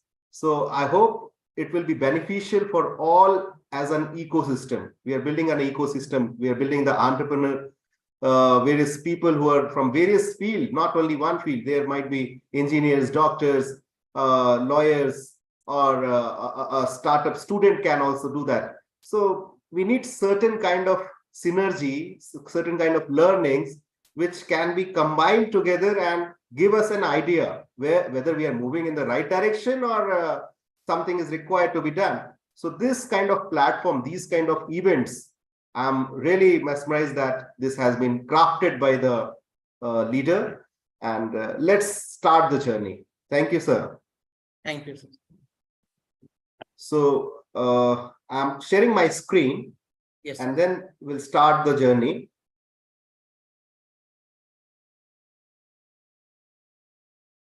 Please confirm if it is visible. Now it is visible, sir. Great. So what I will do, I will start with certain examples. I will start with the examples how these companies turned their fortune and what helped them in turning this. So it is not only the survey, but it is one of the part. So today's topic is connected with all this story. So all of you might have heard about Nirma. So Kasan Bhai Patel, he started this business in Gujarat by understanding the problem of the people. So any business which you are starting, the first motive is not to earn the profit. Profit is the secondary thing, which you will be earning anyhow. But the first motive should be to remove the gap, to solve the problem. Here, Kasan Bhai Patel, what he did, he understood the local market, the rural market, tier 3 cities, where people were facing the issue regarding, during 90s, 69, 70s, they were facing the issue regarding the proper washing powder. The proper, there were not much competitors available in the lower segment. And whatsoever was available, that was very cheap and that was not so good to use. Like it was just a way through which the people were meeting the need. They were just dependent on it. And the other way around, the companies like, during that time, HUL was known as HLL, Hindustan Lever Limited. So the companies like Surf Excel, all those products were very costly, out of reach of the normal below this rural areas. It was not being sold.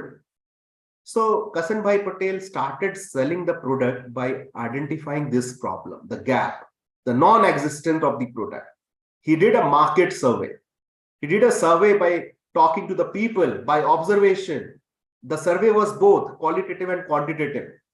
And we learn all those tips and tricks today, though it cannot be mastered in 90 minutes, but you'll get an insight, you'll get an idea, you'll learn some of the tools, techniques. So he started selling the product, 200 kg Nirma washing powder daily, by riding the bicycle door to door. And believe me, this company became a market leader, acquiring 61.6% of market share in 1987. There was not a significant leader in overall Asian market. So their product was sold at 3 rupees. And if it is compared with the competitor, it was 13, Surf Excel. He was earning low margin, but still making the money. Then came into picture Hindustan Unilever Limited. Again, I'm connecting with the business. What you are doing in the business. We say that we are serving the people. We are not only making the profit, we are serving the people. We are looking after their needs, what they want. So HUL found that why they are not able to capture the rural, remote areas. The reason behind, many of the companies were not going in the rural areas. The reason behind, because profitability was the issue. They thought that the rural area is not having the purchasing power.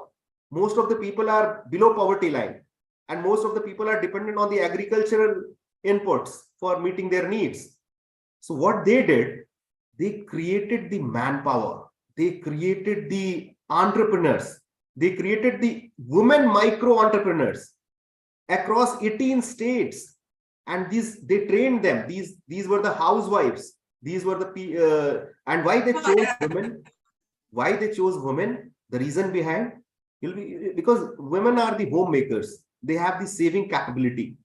They save something. So they are more focused. So that's why they aim those, and they train them to sell the HUL products door by door, door to door. So this problem was solved. HUL captured the rural market also. Now come to this story, OnePlus. These both person were together. They founded the OnePlus Mobile. But now one of the member has founded his own company. He left the OnePlus company and he's founded his own company, Nothing. You might be knowing that company. So once they were into Android-based company, they were working for the Oppo and the company which was in China. So once they came together, and they were surprised to notice that most of the people are using iPhone and very few people are using Android phone. And in fact, their own people, like they were working in the Android based company and most of them were also using the iPhone. So they found the gap. They did a market survey. They went ahead and they found the gap. The gap was like they talked to the people. They talked to the users. First, they talked to the iPhone users. They talked and they asked questions like, why you have purchased this iPhone? What are the reasons? So many people said that I purchased because this is a premium phone and I want to show the status. It is a status symbol. And I purchased for the security reason, privacy reason, safety reasons. All these things came into mind. And then they asked, why are you not using Android phone? So then they said that Android phone are having many problems, like they lag behind, the security is the issue. There is a problem in the design and the camera. All these are the problems. And they talked similarly to the Android users. And they also confirmed the same thing. They said, yes, we face the lag issues. The mobile gets heated up soon. There the problem in the software. There's the security problem. We see lots of ads. And then they decided to launch OnePlus Mobile, keeping all this problem in mind. So after doing the market survey, by knowing that there is a demand of the product, but people are not utilizing it due to these problems. And they created OnePlus. And believe me, OnePlus became the leader in premium segment in the rest of the years after their launch. So they defeated Apple also and Samsung also. Then this is the story of Grameen Bank, Muhammad Yunus. I hope you have heard about Muhammad Yunus. So Muhammad Yunus is a Nobel laureate. He won a Peace Prize, Nobel Peace Prize during 2006. So he is a microfinance. He opened a bank for poor. He opened a bank for poor by connecting to the rural women. He empowered the rural women. He gave them the small loans, the capability, built the capability, cottage industry, developed their sense, like they produced all those crafts, all those potteries, all those things which are being exported to the cities, and they were able to make their livelihoods. So how he did the things? The same way. He started with certain survey. He started with certain connection with the people. Then you must have heard about this Tata Ace, Chota Hathi. Now, Chota Hathi has become synonym. Earlier, you know, Tata is the leader in the commercial vehicle segment. In the commercial vehicle segment, Tata is the leader. And in the retail vehicles, if you see all this, the Maruti is the leader. But in commercial, Tata is still the leader. During the time of 1999-2000, when the recessions were into picture, these companies were earning the money. They were not, their market share was sustainable, but they were worried that will it be the same condition in future? Will they be able to earn money in future also? So whenever the businessmen do the business, they never think about present. They also think about future, because at present their condition might be good. Take the example of Nokia. when they came in India, they made a huge profit, and they were into the business. They were into such a notion that we will never go back. No one will, no competition will get us back. But their fortune, you have seen that Samsung, how they acquired the market, iPhone, how they acquired the market, and Nokia failed. So Tata, all the companies should aim high. They should look after their future. So they understood the problem in the market. So they found the problem that people, they talk to their customers. Customer means the clients, the business clients, those who are using this travelers, these Tata 407, all the commercial vehicle owners. They talk to the drivers, and they finally found out that in the remote areas, these Tata 407 and big vehicles are not able to be used. The reason behind, they are big enough and the roads are very narrow, and these remote areas, people usually uses the bullock carts in the village areas, or some jugaad kind of technology they are using, attaching the motor to the kind of bicycle or something. So they wanted a mini tempo kind of, they demanded it, like if certain things can be managed. So this small mini four-wheeler was prepared, Chota Hathi, after doing a market survey, after talking to the customer, doing the market research, doing the marketing research. All these terms came into picture, and this was a future of Tata, and it has a still so much demand that no one has able to defy it. So this was the story of Tata Ace. Now let's start the journey. You have seen all the examples. One thing is common among all. They did a market survey. They followed certain conditions. They followed certain tools, techniques, and guidelines. So I will teach you those tools, techniques, and guidelines. But remember, these 90-minute session which we are into, these are for giving you insight. You need to practice it. This 90-minute session cannot teach you all the tools and techniques at an instance, but it will give you an insight. It will give you a kind of idea which track you should go for. So let's start the journey. So this market survey, usually what happens when we talk about market, there are two terms like market and marketing. Let's discuss about those things. So market, we say that a place where buyer and seller meets and transaction happens. So this market can be the physical market or the online market. It can be anywhere. So first of all, the company should do understanding whether there is a demand of their product in the market. That is the first thing. For that, they can do the secondary research. Secondary research, like they can go through the company, country's potential, their GDP, their purchasing power of the customers, their earnings, the national income. All those things are very easily available online. So you have to follow the secondary research. Secondary research means the data which are commonly available publicly. And then you have to see the country situation, the stability of the government, micro and macro environment, like what is the policies there, how the policy is going to affect you. Like, for example, Google and all social media like Facebook, Twitter, Instagram, it is banned. It is not used in China. So if suppose you want to expand your business and you are entering in the country without understanding the market, whether there is a demand for it, what the law says, then you will be having the failure. So that I'm not going to teach you. That is a pre-requirement.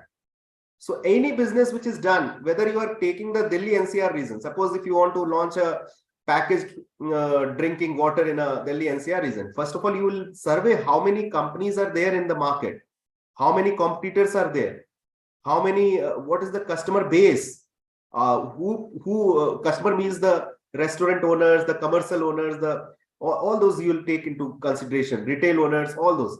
And then after surveying all this, then we come to the other part. Let's start with the other part. So the other part is like you're going with the research, which could be more in-depth. And in-depth means You are designing it. You are designing a blueprint. I will show you how to design that blueprint. After designing the blueprint, you are collecting the data, you are analyzing that data, and then you are preparing a report whether you will be able to start your business in the market or not. So this is a whole process you need to follow. You cannot randomly come into picture. For example, I will show you this market research firms are there which are doing this job, and it is having a 83.93 billion industry. It is a 83.93 billion industry, and the leading companies are like AC Nielsen, Kantar, TNS, Spark India, Hansa Research. These are the leading players in the market. But do we need to go to them for the research? So many top-notch companies, they consult these consulting companies, this research company. But if you talk that as a user, as an individual, as an entrepreneur, do I need to go to this company? No, it is not required. It is not required, because if you are a micro entrepreneur, if you are starting from a small base, you don't require to go with all these high energy companies. You may do by your own also. So what is happening here? If you see, we are going to follow the same route, but at the individual level. How individually you can do all these things? So let me show you the process. Let me okay. So let me show you this process overall. So what is happening here?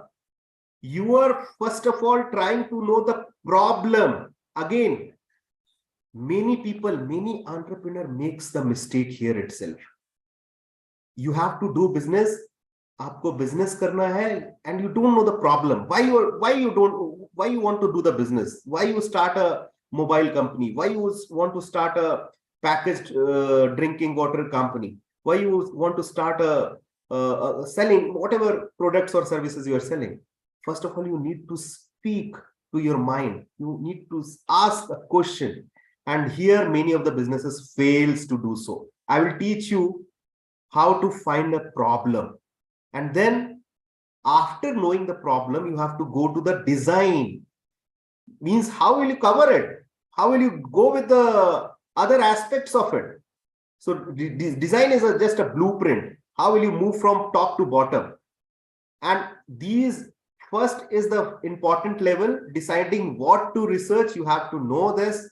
And then other thing is planning how to research, like you are designing how to collect the data, whom to talk, how many respondents I need to talk, how what should be the way to collect the data, whether I should go with the qualitative study or a quantitative. All these things will be covered in the second phase. And after collecting this data, the third phase known as conducting the research, which analyzing and writing a report. So this is the overall process which everyone follows. Any industrialist or any entrepreneur who is going to start the business, they need to go with the market research, the survey-based approach which they are following. They need to follow this. So let's start with the problem discussion. I will teach you how to identify the problem which we usually make some mistake. So if you see problem in our life, there can be health problem, there can be family problems, there can be work-life balance problem. If person is working in an industry, there could be a work-life balance problem. There could be a parking problem. This is a commonly a problem around the city. If you go across for shopping, there could be a downfall in the company sales. There could be a downfall in the profitability of the company. That could be a problem. But now let's understand what is actually a problem. Are these the things which we have studied? These are the problems or something else? So I'm moving ahead. I'm moving ahead. These are just a cartoon representation. I'm trying to explain you. So what is problem? Problem is something between known and unknown, which is a gap. Something which is known and unknown, which is known as a gap. And this gap has to be identified very cautiously. Many people fails to identify the gap. Let's understand. So problems are actually inferred from symptoms. I will give you example, then only you will be able to understand. Let's take the example. जैसे किसी का तबीयत खराब हुआ, if suppose someone goes to the doctor and doctor asks you कि what is the problem, then you say that sir I have sneezing. वो पूछता है आपसे कि आपको छींक आ रही है. You have, suppose someone is having fever and he asks that person whether you have a sneezing or you have a runny nose or a mild fever. After knowing these all symptoms, the doctor says that okay, you have a cold. Then he prescribes the medicine. Now suppose if you're not able to get the idea about the problem, every business model, whatever you are trying to make, it will get failed. So decline in sales, someone is having, some company is having a sale decline. So is this a problem? No, it is not a problem. Problem might be, what is the reason behind decline in sales? Why my sale is going down? That is the problem. Decline in sales is just a symptom. So the problem could be lack of innovation or faulty product feature or customer complaint or lack of product centric approach. This could be the problem. Then there is people are leaving the organization. I'm not able to retain the employees. Employees turnover is very high. This is not the problem. This is just a symptom. Why people are leaving? That is the problem. You need to understand that thing. So I hope you got the idea. Now the idea has to be converted according to the business sense.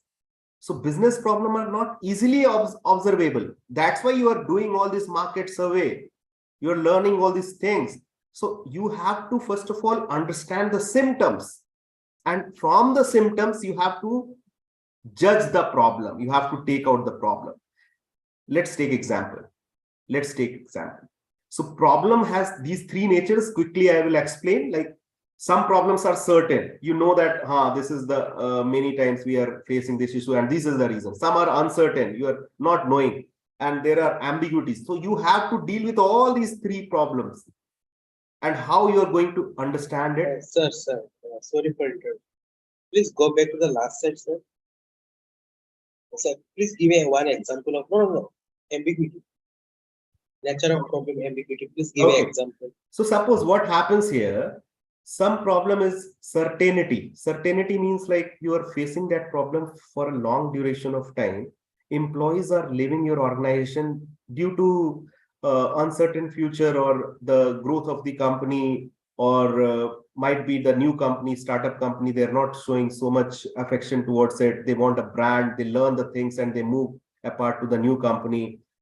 This could be certain. Uncertainty is like you are not knowing with the problem itself, why they are leaving, why, what's the actual thing. And they might be leaving due to the low package, or they might be leaving due to the future. They are not able to see the future ahead in the company, or the policy, or the boss, or that can be there. Ambiguity is like you have certain idea, but it's not clear whether that is the striking problem or something else. Like you have a idea that company's policies, which has recently changed, might be the issue why the people are leaving. But is that the issue? You need to confirm it. There is an ambiguity in it because many people are joining also. Many people are carrying forward also. So you need to understand the problem nature. You need to understand the specific problem. You cannot deal with the uncertain situation or ambiguous situation. You have to pinpoint the problem. Is it clear now? Yes, sir. Okay. So now this can be done. This can be done. How you can do it? These are the ways, like observation, experience. Many bosses know that I have running this business from last 20, 30 years. I know why this is happening. Reading, like reading the case of another companies, reading the industry reports, reading the secondary data, expert opinion. You take the consulting, hire the firm. You can ask to the people who are involved and face the similar situation. Consulting, brainstorming. You can involve the top-notch people inside your managers, your board of members, all those. Intuition, this is just a sake which we say that leadership with this comes with the experience and the research. We are concerned with the research part, how you can go ahead and do this. So let's start. I will give you an example here. One dilemma can be in your mind before market survey. Should we enter in the new market? Like as an entrepreneur, you ask this question commonly. This is known as management decision problem. Please mark my word. You can write it down somewhere. These questions which you are asking to your mind, this is known as management decision problem. Should we enter in the new market? Now, the business research problem, which I'm going to teach you, which I'm going to make you aware of, how to do the survey, this research problem should ask to determine the scope of business in a new market. So for example, you are in dilemma, you are into the ambiguity position. Shall I enter in the new market? They have the customers, but will they buy my product? So the ambiguity is, shall I enter in the market? And research problem is to find out the new market scope, whether there is a demand for your product, whether there are customer for your product, whether there is a likability. All these can be the research problem. You have to identify each one of them one by one. So for example, second one, should we introduce a new product? I want to introduce a new product. I'm already in the market. So then you have to ask a question, business research problem, to determine this becomes your objective again, to determine the customer preference and purchase intention. So this can be your research problem. So you have to distinguish between decision problem and research problem. Once you are able to distinguish between both of them, then you are able to identify your problem. Then your first level, it is achieved. So let's go back.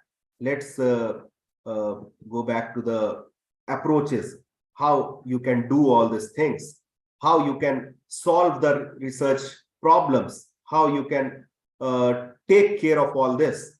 So you have done all those things, but you have to solve this problem.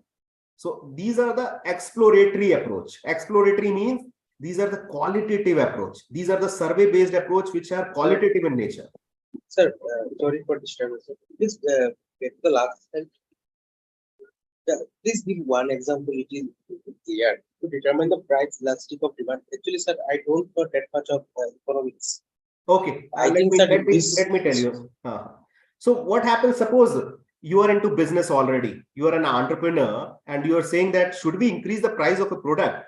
You are selling a water bottle. You are selling a water bottle and the highest premium price in the market in the normal range is 20 rupees per bottle. Bisleri is selling at 20 rupees per bottle. And now you are also the part, you were selling at 15 rupees, 12 rupees, 15 rupees. Now you are trying to increase the price.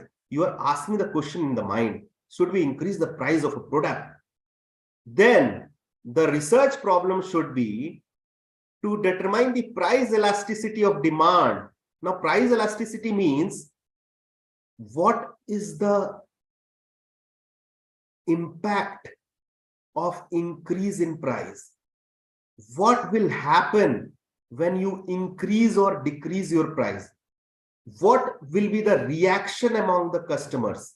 Will they buy your product? I will give you another example of today's tomato prices are very high nowadays. So what will be the price elasticity here? People will stop buying the tomatoes. They will limit their purchase. Only few people will buy who has a taste preference. So that means when you are increasing the price, demand decreases. Are you getting my point? So when it is, yes, when it is increasing or decreasing at a highest level, then there is a risk attached to it. So you need to find out how much elasticity of demand is there. But means people are reacting to it very frequently. Too frequently means if you have reduced, they are purchasing it quickly. If you are increasing, they are going back. They are not purchasing. It means this is a risky proposition. And if you have increased, and it doesn't matter to them because they want water to be means as a commodity, they are purchasing it, and whether it's 15 rupees, 20 rupees, it doesn't matter to them. So then you have to find that first, and then you have to take decision. Is it clear? Yes, sir.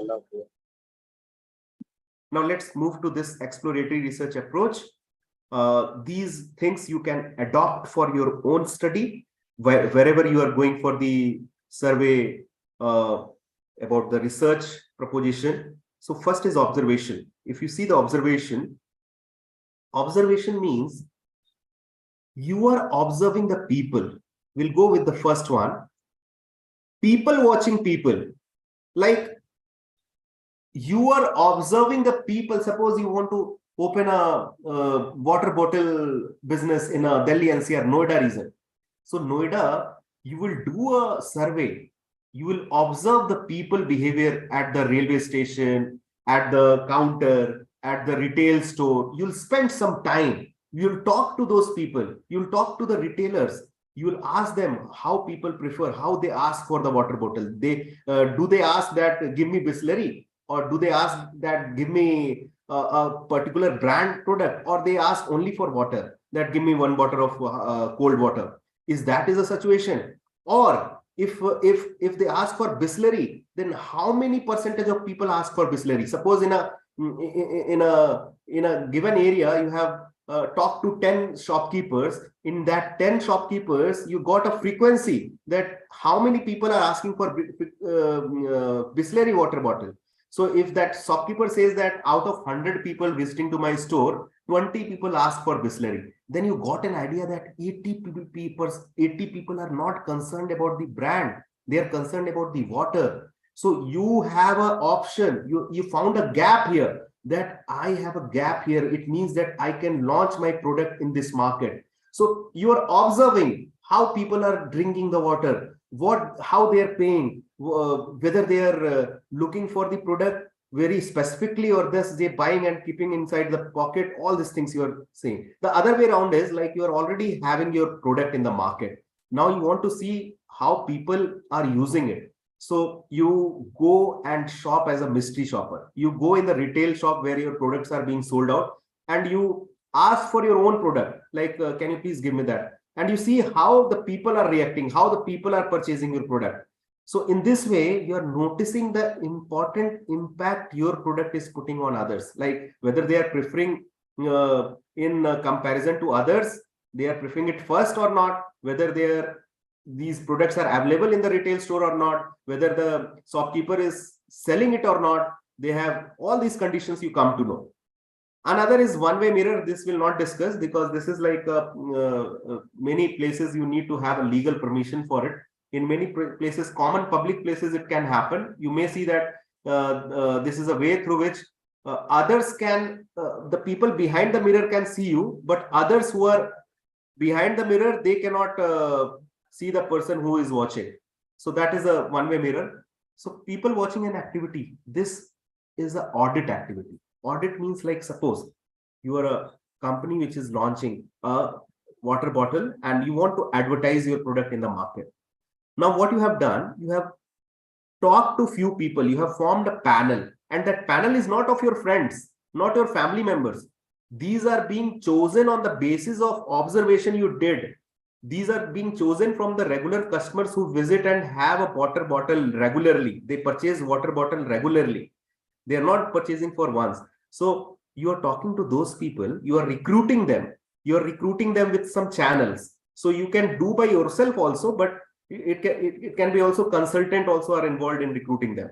And then you are telling them to watch your advertisement, or watch your plan, or watch your how you're advertising, your banner, your social media banner, or and they're giving the feedback about it. They're giving that what kind of impact it has put on them. Then there is a third option, which is known as machine watching people. These are commonly used by the malls. These are commonly used by the specialty stores. Specialty stores like recently you have seen that Apple iPhone stores have been opened in Mumbai and Delhi. So they usually counts the traffic, how many people entered in the shop. This is an automatic traffic counter, and how many people are seeing the products. All those information are being mentioned. So these are the observation research. As an entrepreneur, you can also use it for your own survey, for your own study. If you want to find the market, water bottle market, you do the secondary, you do the primary. This is a primary study. You go to the market and find out how many people are buying the product, from which shop they are buying, in the restaurant, which product is being used, how the restaurant people are using those products, whether they have a vendor agreement or what commission they are providing. These are known as observation approach. Now let's come to the ethnography. Ethnography approach. This is also a qualitative approach. Now, qualitative approach, it is a longevity. It is having a longevity, like it is longitudinal in nature. Longitudinal means आपको अपने client के साथ, the study respondent, you have to spend too much time with them. Too much time means like at least 4 months, 5 months, 6 months, 1 year, 2 years, like that. And how it can happen? Is it possible to spend the time? Many cases, it is done with the recruitment of panels. Again, I'm saying you are recruiting few people, like 15, 20, 30 people, and you are providing your product to them before launching in the market. So before launching in the market, you are providing your product, the prototype product to them. Maybe it is in the final stage, or maybe it is a mid stage, and then they are living with that product. And you are noticing their movement. You are noticing their observation, how they are using that product, how they are behaving by using that product. And that study about people, about their behavior, about their daily usage, that is known as ethnography study. So it is common in the research field. It is very common in the research field. This involves Sir. Yes. Sir, sorry for disturbance. Sir, I just want to say, as you told us that we should pre-launch our product into our team. It is our product is prototype. So most of the members are biased to our company. So there is a maximum chance to give a positive response, just to impress the management. No. See, here, that's why I said in this study, you will not recruit your family members, your known people, your management, your team, your own working employees. You'll not recruit to them. These people will be those who might be using similar kind of product. For example, if I'm purchasing water bottle, so I'm the user of it for a long time. So I'm purchasing few brands. Maybe I am purchasing Bisleri, maybe I am purchasing some. So I am recruiting those people, and I'm formulating a non-disclosure agreement between them. So NDA agreement is that they will not disclose this part of research activity with someone else, with their friends, and you are paying to them. These are not doing free of cost. These people are paying, means not a heavy amount. You are paying them a perks, maybe some discount coupons, maybe some rewards, maybe some cash kind. You are paying to them in that sense. And while they have used, you are just requesting them to note all their preferences, to give all their usage experience. Why? Because you want to make the changes in that product. You want to, before launching it finally in the market, you want to go with that product in depth usage, how people are liking or disliking it. So another way. Disclose means what kind of disclose? Like what are the advantages of that particular product has? Correct. So in that case, we can do patent kind of if they disloyal to me. So patent can be helpful at that case. So patent is not the picture here. We are not talking about patent. If they are not liking your product, then you should ask why they are not. Means you will conduct an interview. No, sir. I understand. But my point is that if the product is too much different from existing product in market, so maybe they say they share advantage of this particular product to competitor. So at that scenario, what should I do? Okay, so if you are worried that your product innovation will be leaked, it will be leaked. Yes, sir. Yes, sir. So in that case, company takes care in both the sense. Like if you were worried, already the patent is being filed, you by legal aspects, you have already cleared out. No one can copy it, no one can use it. The other way around, the other way around is like you don't want the common public to know about your product until unless it is not tested properly, about its preferences, about its usage. You want to know it, how people are liking it, how people are using it, because ultimately you're launching it for the people, and who is liking it, like users. You're in the panel, you are having the youths also, adults also. Are they liking in the similar manner?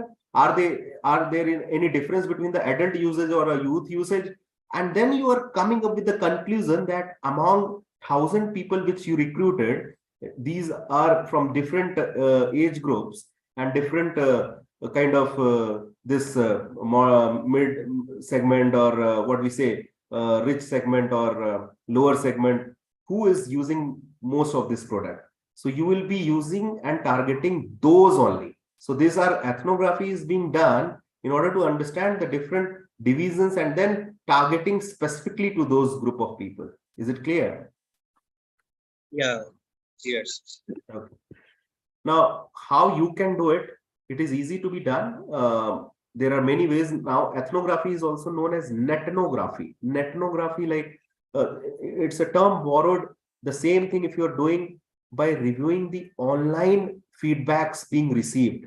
So if suppose you are going to launch a new product, if you say that mineral water, which is unique in nature, so you will go and watch a review feedback being given of your competitors and how people are giving the feedbacks to them. You'll find the differences in that. You'll study every component, what are their feedbacks, positive, negative, and then you'll work on your model, your own product. So both of them are being useful. For your product also, you can go with the netnography. You can note down the feedback of the people after their usage a long period of time, and then you can make the changes accordingly to your product. The other way around, till now you have seen observation, you have seen this ethnography, and then you are going with the focus group.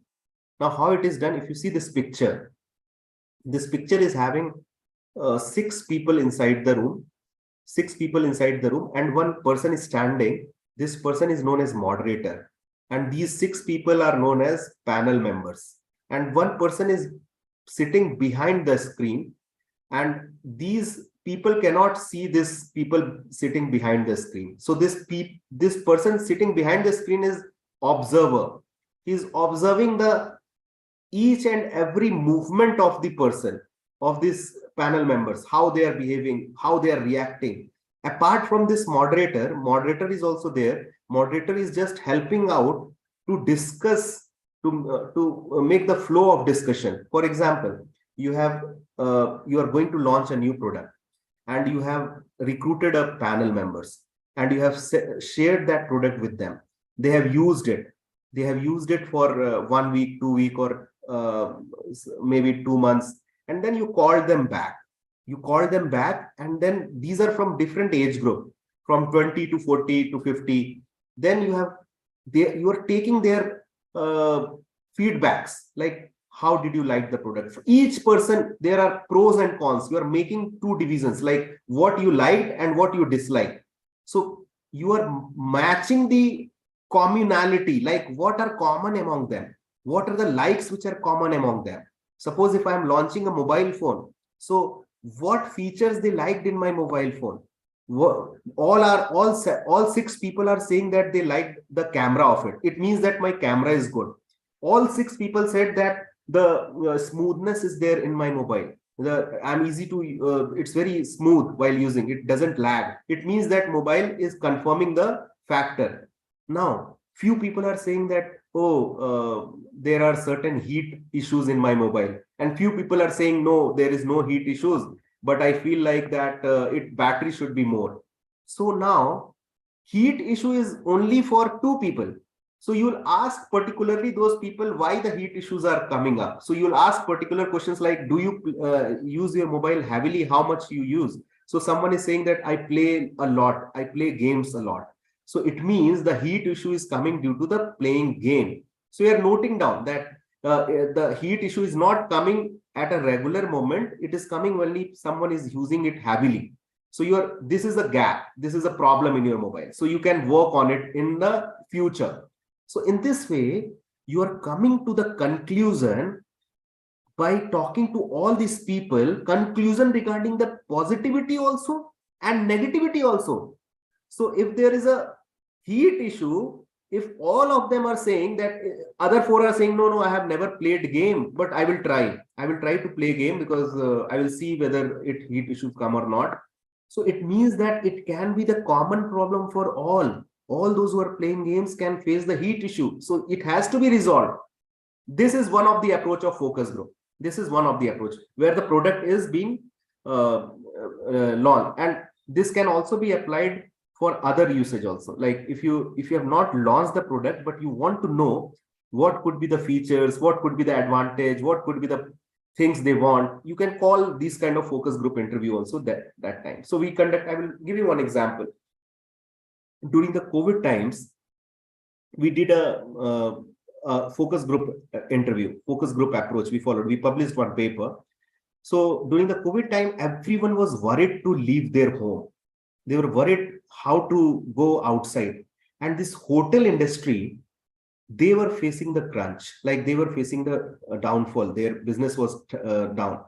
And we conducted research among 7-8 groups, 10 groups, people among, and we asked, what are the hindrances, why they are not going? Some people said, many people all agreed that due to the fear of catching this COVID, and due to the kind of safety, due to the unhygiene, all these matched.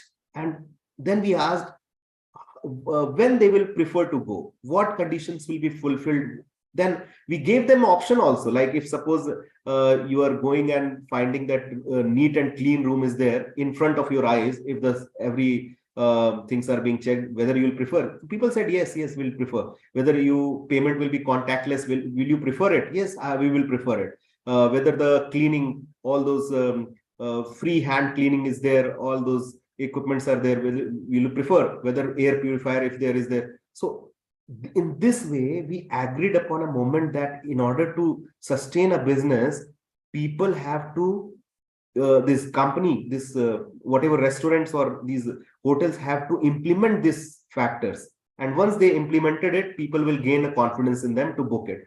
And they can advertise that we are COVID vaccine, all our employees are having the COVID vaccine, and we are contactless payment is there. We are looking after air purifier is there. All those things were being advertised during that. You can connect with the Domino's example, Domino's Pizza, how people were worried that this business, you love pizza, but you are not calling it because due to the fear of catching the COVID. So now they advertise that our pizza is being baked in very high temperature. So COVID means this virus cannot affect our pizza, and it is not touched by the people. It is not touch free. You can drop it at your home without any contactless drop can be done. So these are the things which can be explored in focus group. So these are the rules which are there. Rules are like, there should be a moderator, there should be an observer, there should be some panel members. The moderator should brief out the panel members about the rules, why they are gathered, what is the basic of it, what is the objective of gathering, and then the ice-breaking questions can be asked, and then each observation is recorded. This is recorded with their permission. Their voice is recorded, their video is recorded, and later on it is analyzed how people were behaving. That is focus group. Come to the thematic per person test. Thematic per person test is common in the Navy, common in the Army exams or SSC exams. And even in fact, it's common in the recruitment of the higher kind of decision-making positions. So what is this actually? It is a tool which is designed by American psychologist Henry M. Murray during 1930, Harvard University. So it is a tool which helps to test your personality, your how you behave, whether you are aggressive person, you are introvert person, you are aggressive extrovert person, you are polite person, how you think, you are emotional, what is your emotional quotient, all these can be known through this thematic person test. And this is run on both the respondents, the customers, and the clients, all those business clients, the retail clients also, and the business clients also, who are helping out to do your business. So what is the benefit of it? You're trying to know how the people perceive your product, how they see you, how they have the belief on you, how they look upon your advertisement about your products, bringing features, all those things can be done. One example here. So this is an example being put in front of you, and as a respondent, a question can be asked that what you get by this picture, what you get by this picture. So any one of you can try. I'm giving you 1 minute. Any one of you can try and let me know what you get from this picture. There is no wrong or right sense here. It just explore your mind. Whatever you can create a story by seeing this picture. So I'm just giving you 1 minute. So Sir, I think, sir, the point, a person who is pointing another one, he may become fair. There is one possibility, or maybe pointing person ordered him, just do it. So he ran away. Okay. So what is happening here? You're talking to the people by showcasing your banners, your advertisement, means images, your ideas, your product feature, all those, and you're trying to get the story behind their mind. So what actually they are able to see, how they are able to perceive, and you're matching with lots of people, whether they are able to see in the same sense in which you are seeing this. Maybe I am seeing in the different manner. I am seeing that this person is motivating this person to win the race. He's saying that, yes, you are going to reach the place. Whether the same way other are also thinking, or they are thinking in different manner. What are their inspiration? How they perceive my product? Why they are buying my product? What are the emotional quotient attached to it? I am trying to know all those things. And this test helps me out. This test is a common test which helps me out. There are certain other tests which will be very helpful for you. Like, see, these words are written here. Word associate. If you see this dove, if I ask to you, how do you relate dove? How do you relate dove? Means to which word you can relate it? Can you come up with the answer? Can you come up with the, or if I ask, how do you relate Royal Enfield? When you hear this word, when you hear the name of this company, this product, Royal Enfield, what comes in your mind first? What? Bike, sir. Bike is okay. Bike is a product itself. What else comes in your mind? Hung look. Hunk look, yes. Masculine look. Yes, sir. A kind of heavy build-up, a kind of image which is of a fighter image kind of. So what is happening here? Each of them is, if you talk about mother figure, so mother figure always resembles as caring. So each of the advertisement, if you'll find that mothers are being represented as a caring figure. Then exams are like more professionally, they are more concerned towards the height, like your achievements. So these all words, whatever you are keeping the name of your company, you need to know, you have to do a survey, how people are connecting with it. So apne company ka naam rakh diya Agarwal and Associates.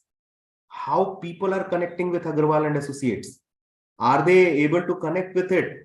What kind of business Agarwal and Associates is doing? Or if you have under Agarwal and Associates, you are launching a kind of water bottle, and the name of the water bottle is we say Sudh. So Sudh, if you are going to the people and asking them, what comes in your mind when you hear the word Sudh? Are you able to pronounce it or not properly? Whether it's easy to be pronounced? All these things you need to ask to the customers beforehand, before going in the market. So this is the thing here, word association, how they related. So many times it has happened that even after keeping the name of the company, the product is launched in the market and company has to rename the name of the company, rename the name of the brand. It has happened. Many of the products, one is with the Tata itself. So it happens due to legal issues. It may happen with, like, for example, Royal Enfield. Earlier, there was a brand which was Thunderbird. There was that now Thunderbird is not coming due to some legal compliance issues. Thunderbird is a brand which has been already under legally it has been booked, trademark, it has been booked by some other company. So they cannot use this Thunderbird now. So they are using Meteor now. So these things we need to look after, whether your company is perceived well in the market legally and also eventually by speaking to the customers. Now here, another way is sentence, story or picture completion. This is just for the sake of example I am putting up. This example is being given by Anand Mahindra. He is a follower in this tutor. So he put this caption, he put this picture, and he gave a, he usually give a winning prize to it. Like if any person comes with the caption or picture to this, he gave a bolero to that person, bolero. So the first caption was formed like in English and the second was Hindi. So English caption was like direct to Hanumanji, DTH, direct to Hanumanji. And the second caption was like ek hotel TV, ek bandar TV ke andar. So this is just an example I'm giving. What you can do, you can give the sense of your product. You can give a sentence like using a Sudh water bottle is like dash dash dash. Or you can put a picture of your product here and you can ask a person what he feels about that ad, what he feels about that picture, how he perceives it, how he looks after that. So sentence, story or picture completion, like those are the common way where you will be able to understand how people are thinking about you. Another way is our questionnaire, which we are going to cover in detail tomorrow. We will come to know how to formulate the question, qualitative or quantitative wise, how to formulate it. We'll know in detail, but I will show you how the questions are in big space. Then qualitative measures we have seen, technological devices, we'll discuss few of them. So let's see questionnaire, how it has made. It is a tool instrument which is known as set of questions. Like questionnaire is what is, it is a tool or an instrument which is having set of questions. Now these questions can be of different form. If you see this questionnaire, that can be open-ended, close-ended, mixed. So open-ended means that you are not giving it any structure.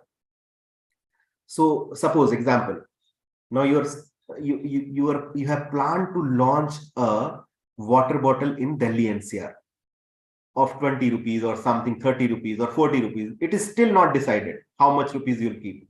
So now you will go to some respondents, customers, and you'll ask them, who are these customers? You can find them easily near the retail malls. You have to take permission from them. Sir, we are, can I have your 5 minutes? If they give yes, if they reply yes, I can. It's regarding you. You should have a valid ID with you. You should tell them that I'm coming from this and this company, and we are just doing some research regarding the new product launch. So can I give you have your 5 minutes of time? So yes, okay. If they have given the 5 minutes time, then you can ask. So which water bottle do you use while traveling? So they will say that usually I prefer Bisleri because it is a branded. But if Bisleri is not available, I can go for any other brand. If they are saying, so you have noted down that, okay, they are saying that Bisleri is their first preference. It means that Bisleri is their competitor. Second, so which other question? So you said that if Bisleri is not available, then you go with the other brands. What other brands you have handled? Which other brands you have gone with? So okay, that is all which is available with the vendor. Suppose whatever is available with the vendor. So, okay, then second, you got an idea that here, whatever vendor is selling, that only the customer is buying. So there here the power is with the vendor. He is supplying, the supplier is having the, okay, third. So did you ask the vendor for any other brands if you were not able to get the Bisleri, or did you inquire about the brand, whether this brand is okay or not? So they may answer that, no, I usually never inquire. My main agenda is to quench my thirst. I get the water bottle to just have the whenever I'm thirsty, I don't look over this brand thing. So it means that there is a scope. So all these are the open-ended. So these can be completely unstructured. These are not you have not pre-decided in advance. You are deciding when talking to the person, or you have decided in advance few questions which might not be asked in a structure. Like you cannot 1, 2, 3, 4, 5. You are not asking rank wise. You are asking just one question first, the 10th question second, like this.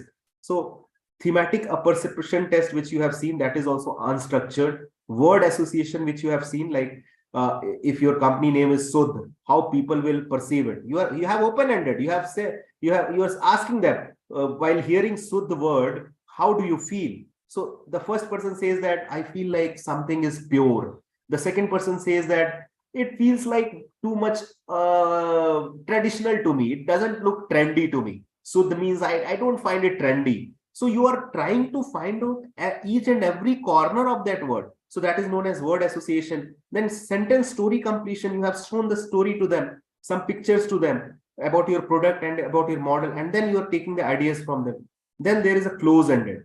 Close-ended will look after that. Just see here. Open-ended is completely unstructured. Close-ended is having certain close format. Like you are coming up with the structure. What is your name? Your age group, 10 to 20, 21 to 30, 31 to 40. This is a closed format. Then multiple choice question. Like for example, you are finding the preference of the water bottle. So question you are putting up, I usually prefer the branded water bottles while visiting the shops. Then you are asking the question like, strongly disagree, neutral, agree, strongly agree. 1 to 5. 1 is the lowest and 5 is the highest. So if person is marking 5, it means that he agree that he asked for the branded water bottle while visiting the shops. So in this way, this is a structured one. So now these questionnaire, close-ended questionnaire, you are analyzing it with the help of statistics. So I'm not here to teach you statistics, but I'm giving you an insight that these are analyzed using some statistics, like some description, some frequency, some kind of comparison test. All those are being taken care. If you see those example of close-ended question, these are one of the common example is dichotomous, that is of yes no side. So yes no means, like for example, if you are going in the market and your job is to find the users of water bottle who are purchasing water bottle, the first question should be, do you use packaged drinking water? So if the person says yes, it means he is your respondent. If he says that no, then you should not ask further question to him. You should move ahead. Similarly, this yes no should not be used very commonly. Very commonly means you cannot use dichotomous question for each questions. Like for example, are you happy with your brand? Yes no. It is very ambiguous question. Means it is not a proper question. It will be creating the biasness. So you should only use dichotomous question for the survey. When you are doing, you have to filter out who are the users and who are not the users in that case. Then multiple choice question, that from where do you purchase the water, packaged drinking water? So for example, first will be like from retail store, online, from my commercial space, mall. All this can come into picture. Then you see this different kinds of questionnaire here. You'll study in detail how it is made in tomorrow, but I'm just showing you. This is first, which is known as continuous rating scale. Here, this is not non-comparative. Non-comparative means you're not comparing any brand A with brand B. You are comparing your own, you're studying about your own brand. Like you're asking, how would you rate Sudh as a water bottle? Sudh as a water bottle. Then question could be like probably the worst at one end and the other end probably the best. People can answer it. So it can have a scale of 0 to 100, 0 to 10. These are the continuous rating scale. Similarly, Likert scale is also there, which I gave the example to you.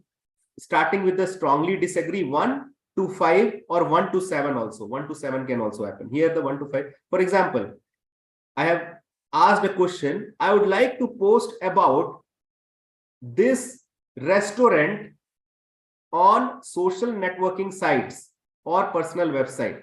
So if you are having a restaurant and you are trying to find out, or you are having a water bottle, you are trying to find out the preference, then you can ask such kind of question, and the question are recorded in such sense. Agreement, strongly disagree, disagree.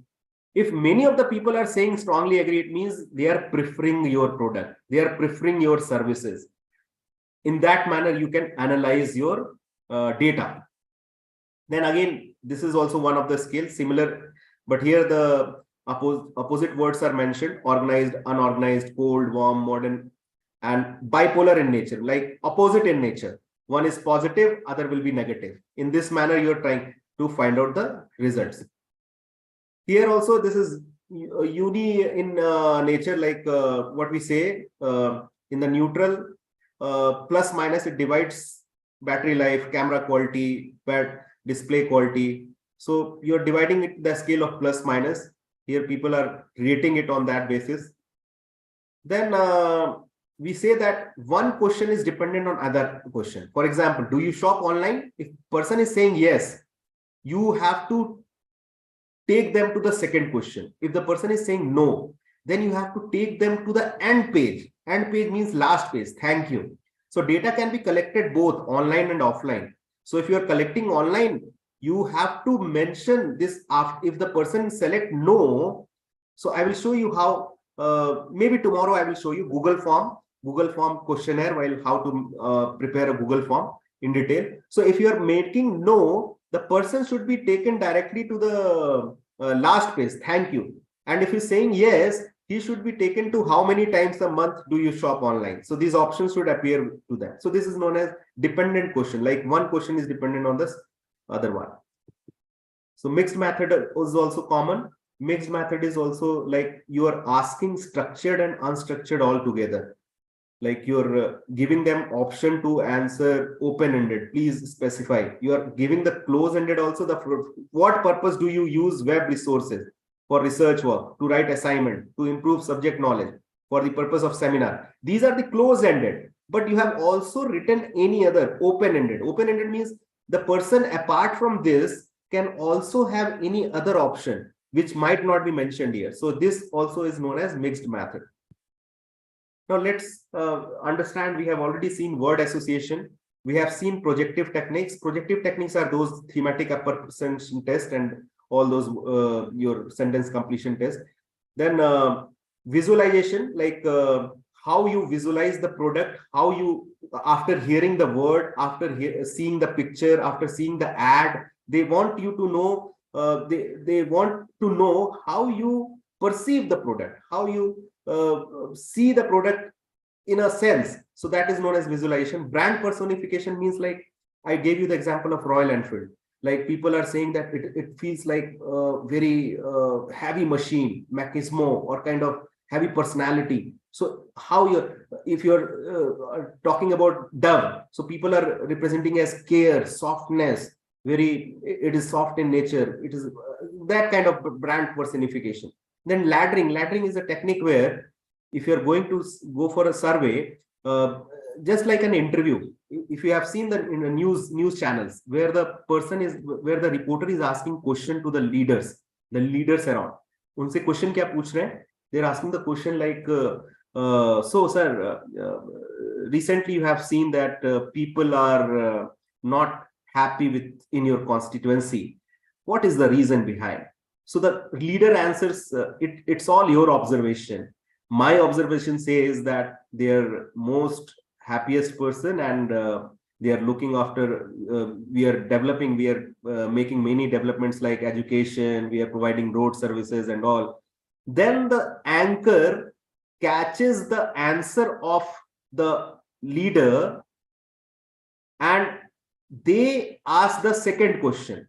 So that is known as laddering. Like, okay, sir, you are saying that you have increased the education system in your area, but the report says that education has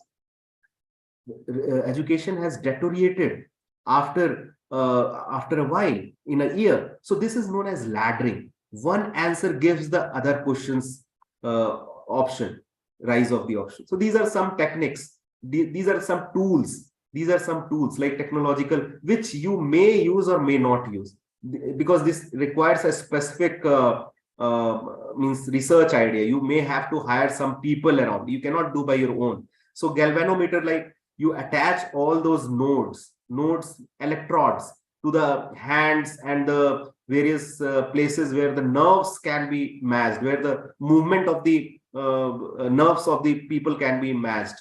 And whenever you are showing your idea, your product, and if they are excited, if the nerves are moving, like if it is too high, it means that they are preferring it. If no reaction is there, it means they are not preferring it. Similarly, the eye movement, scope, eye cameras, these all are the things which are responding to the modularities. Every movement, eyelid movement, voice modulation, voice movement, everything they are noticing. So whatever you did manually, machine is also doing in the similar case. Then behavioral data is also collected. These are some certain tools which are commonly available nowadays, very common nowadays. You can hire the people. If you don't have these skills, you can hire the consultant who are building your websites, who are building your mobile apps, who are building your CRM relationship management apps. So these are also capturing the data. They are capturing day by day how people are reacting to your services. So overall, you have seen this behavioral approach. I will show you just in a minute how the quantitative approach works. So suppose if you have a quantitative approach, like behavioral approach works unstructured, open-ended. But after analyzing the data behaviorally, like you have observed that people are not happy with the, you are selling a mobile and you have found that people are not happy with the brand name. They are not able to match their personality with the brand name, and they are not able to find a good camera in it. So now you will formulate questionnaires. So tomorrow we will understand how to formulate a questionnaire, and you will run a statistical tool analysis on the data. So there are certain statistical tools like SPSS, which you can learn easily. That's a different fact. That's a different sessions in which you can learn.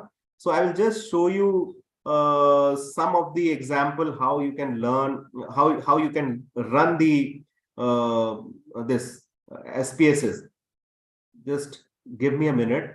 So that the intention is not to teach you, just to show you how the things run here.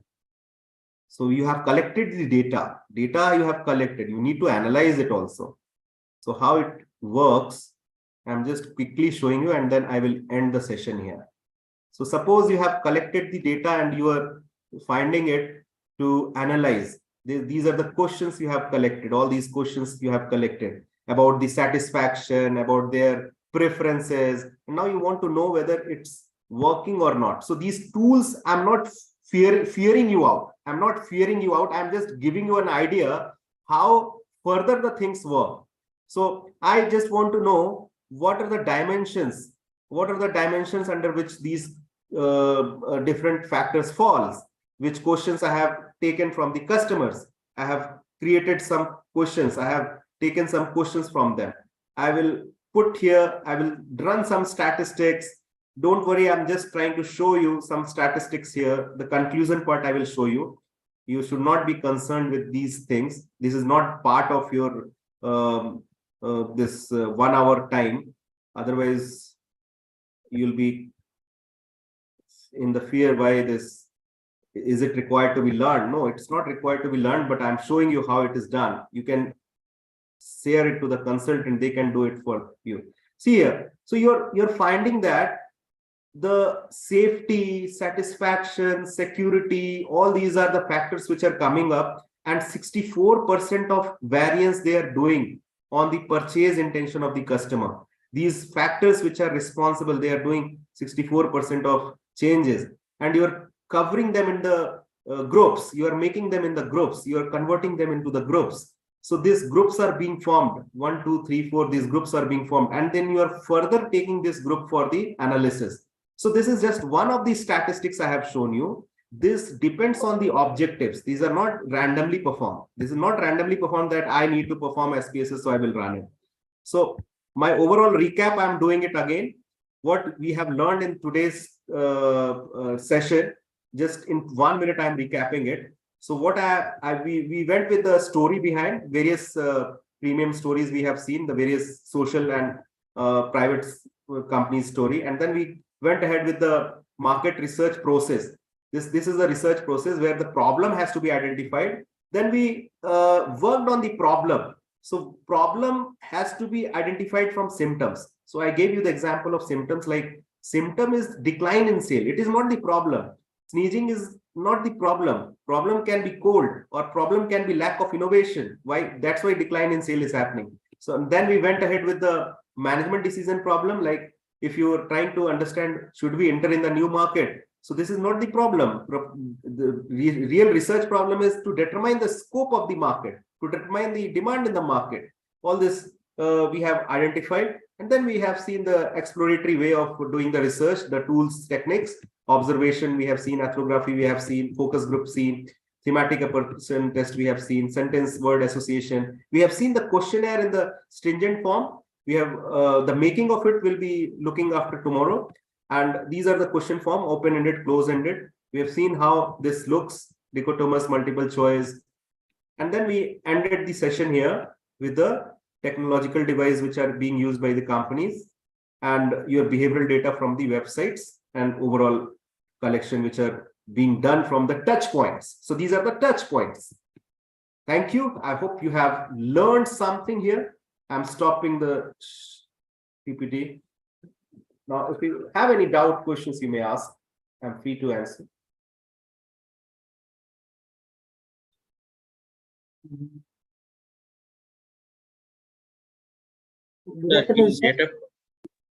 Is it audible, sir? Yes, you're audible. Please go ahead. I think, sir, tomorrow you'll explain about regarding case study. I will explain about questionnaire.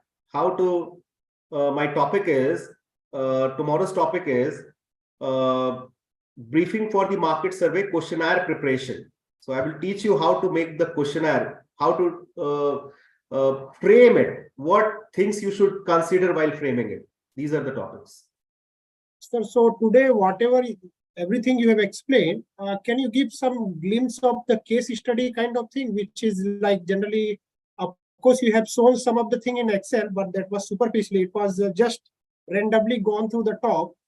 So how do this actually, what is happening means whenever we are attending many courses, okay, regarding that application of this, that entrepreneurship also we are going on undergo. While we are going, we are understanding the point, but when it comes in the application point of view, we will be like a question mark. Okay. So where to do, how to do. I got your point. I will share you certain free cases, copyright cases I will not share. Those you can of course refer to. Regarding discussion in this 90 minutes, I may discuss for 10 minutes, 5 to 10 minutes. I will show you tomorrow some case which is based on such kind of observation, which is based on such kind of focus group, or which is based on certain approach. You will be able to get an idea of what was the problem, how they infer the problem, and how they moved ahead. So that can be done, but again, the cases are like having the copyright issue, so I will not be able to share you personally, publicly on the platform. Those who are the free cases, I can share that. Is it clear? Sure, sure, sir. Free cases is fine. There's no need for any copyright. But glimpse of that, suppose if we stuck in somewhere, so how to overcome that one? Correct. If we stuck like that. So it I will will also share the links from where you can download the free cases. So you can just put your keywords like market survey, or suppose if you are into finance, you just put the keywords and those cases will come up. Okay. Thank you very much, sir. And your presentation was nice, scripts and already explained very well. Thank you, sir. Thank you, Dr. Hanuman. Any other? Sir, yeah. So you have told us that we need data for analyze the pattern of the customer behavior. So, like if we do sampling, like statistical inference. So if we do in big scenario, like I have to scale up my business to a large extent, then in that particular case, what should we do in part of survey with data? Okay. So I understand from your question that you have a problem of scaling your business. So your question, management decision problem, is how to scale your business. How to scale your business. This could be management decision problem. Yeah. The research. This is also a part, but I'm just telling that suppose you have given us an example of packaged drinking water. So most of the time I have seen that packaged drinking water is kind of self-employed business to serve the particular locality. Packaged drinking business is not serving their product to one district to another district, because another district also a self-employed person can plant a machinery and all those things. So in that case, if a person scale up his business to another district, how he can get the input or insight from the data? See, if you are trying to expand your business, it's in your hand. Like if you have to go to other district or other city, that is in your hand, and that could be a different route. Like you can go with the franchisee model, or you can go with your own model. Like you don't want to give franchisee establishing your own business. Yes, sir, I got it. Like, sir, like if a person download data for practicing purpose, so we use generally Kaggle website, open source data world Kaggle. Sir, pardon. I am not able to connect with you. You are talking about which kind of data? Means which practicing data you are talking about? Sir, now I am a data scientist at a particular company in Mumbai. So if I launch a product in Navi Mumbai, suppose, so how can I get a real life data? For practicing purpose, we use Kaggle community like that. Got my points. Okay, so you want to get a real input data where you can measure the audiences. Your question is that? Yes, sir, exactly. So see, I have given you the route of qualitative way of measuring your audiences, where you can see the reaction of them. The other way around is the financial sensitiveness of your data, like your products are being sold in the region or not. So you must have identified certain regions, and you have collaborated with the people, sales guy, all the logistic guys, all the suppliers, and now you'll be getting the real-time data from them, that which area is selling more, which is selling less, and then you will be having to inquire why the area where it is sold less, what is the reason behind it. You can inquire the research, you can do the research there. You can inquire with the logistic team, you can inquire with the vendors, you can inquire with the suppliers, what is the fault. And in that reason, you can log in your own research with the customers. So you can get the data from there. The second way of monitoring is, if you are selling it in the physical market, also in the online market, online sense like e-commerce websites, you can track the feedbacks being received. Like there is a sensitivity analysis. You can track all those feedback. You can use the data mining tools like R and Python, and you can extract all those lakhs of comments which has been received on your product. and you can mine it and find out what are the sentiments they're talking, where the problem is coming. So in the real time, you can monitor in this way. Is it clear? Yes, sir. R and Python is, sir, for data analysis. I know that, sir, programming language. Yeah. Okay, sir. Got it, sir. Like I have to do sampling, like a short area. Correct, correct. Yeah. Correct. Okay, got it. So once you are reflecting with the means results, like agar sales अच्छा जा रहा है तो everything is good, sales down जा रहा है तो it something is there, problem is there, some problem is there, then you can connect with those. These are the things. If you have a LinkedIn profile, so I would like to have you connect. Sure. I will share my LinkedIn profile in the chat box. You can join me. Just a minute. If any other question is there, you may ask anyone else, or else I will be leaving for today's session. Okay. It was a wonderful experience with you all. Thank you so much, sir, for such a wonderful talk, informative session and interactive session.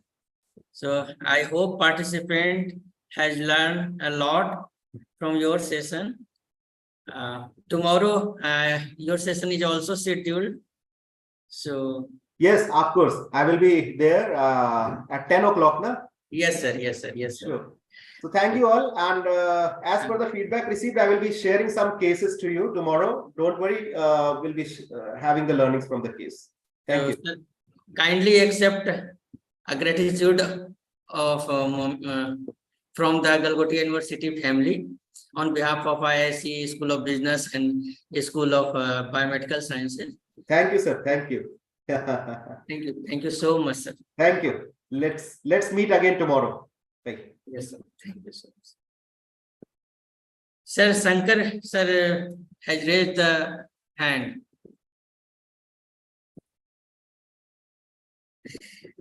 Shankar, sir, I think sir has left the meeting.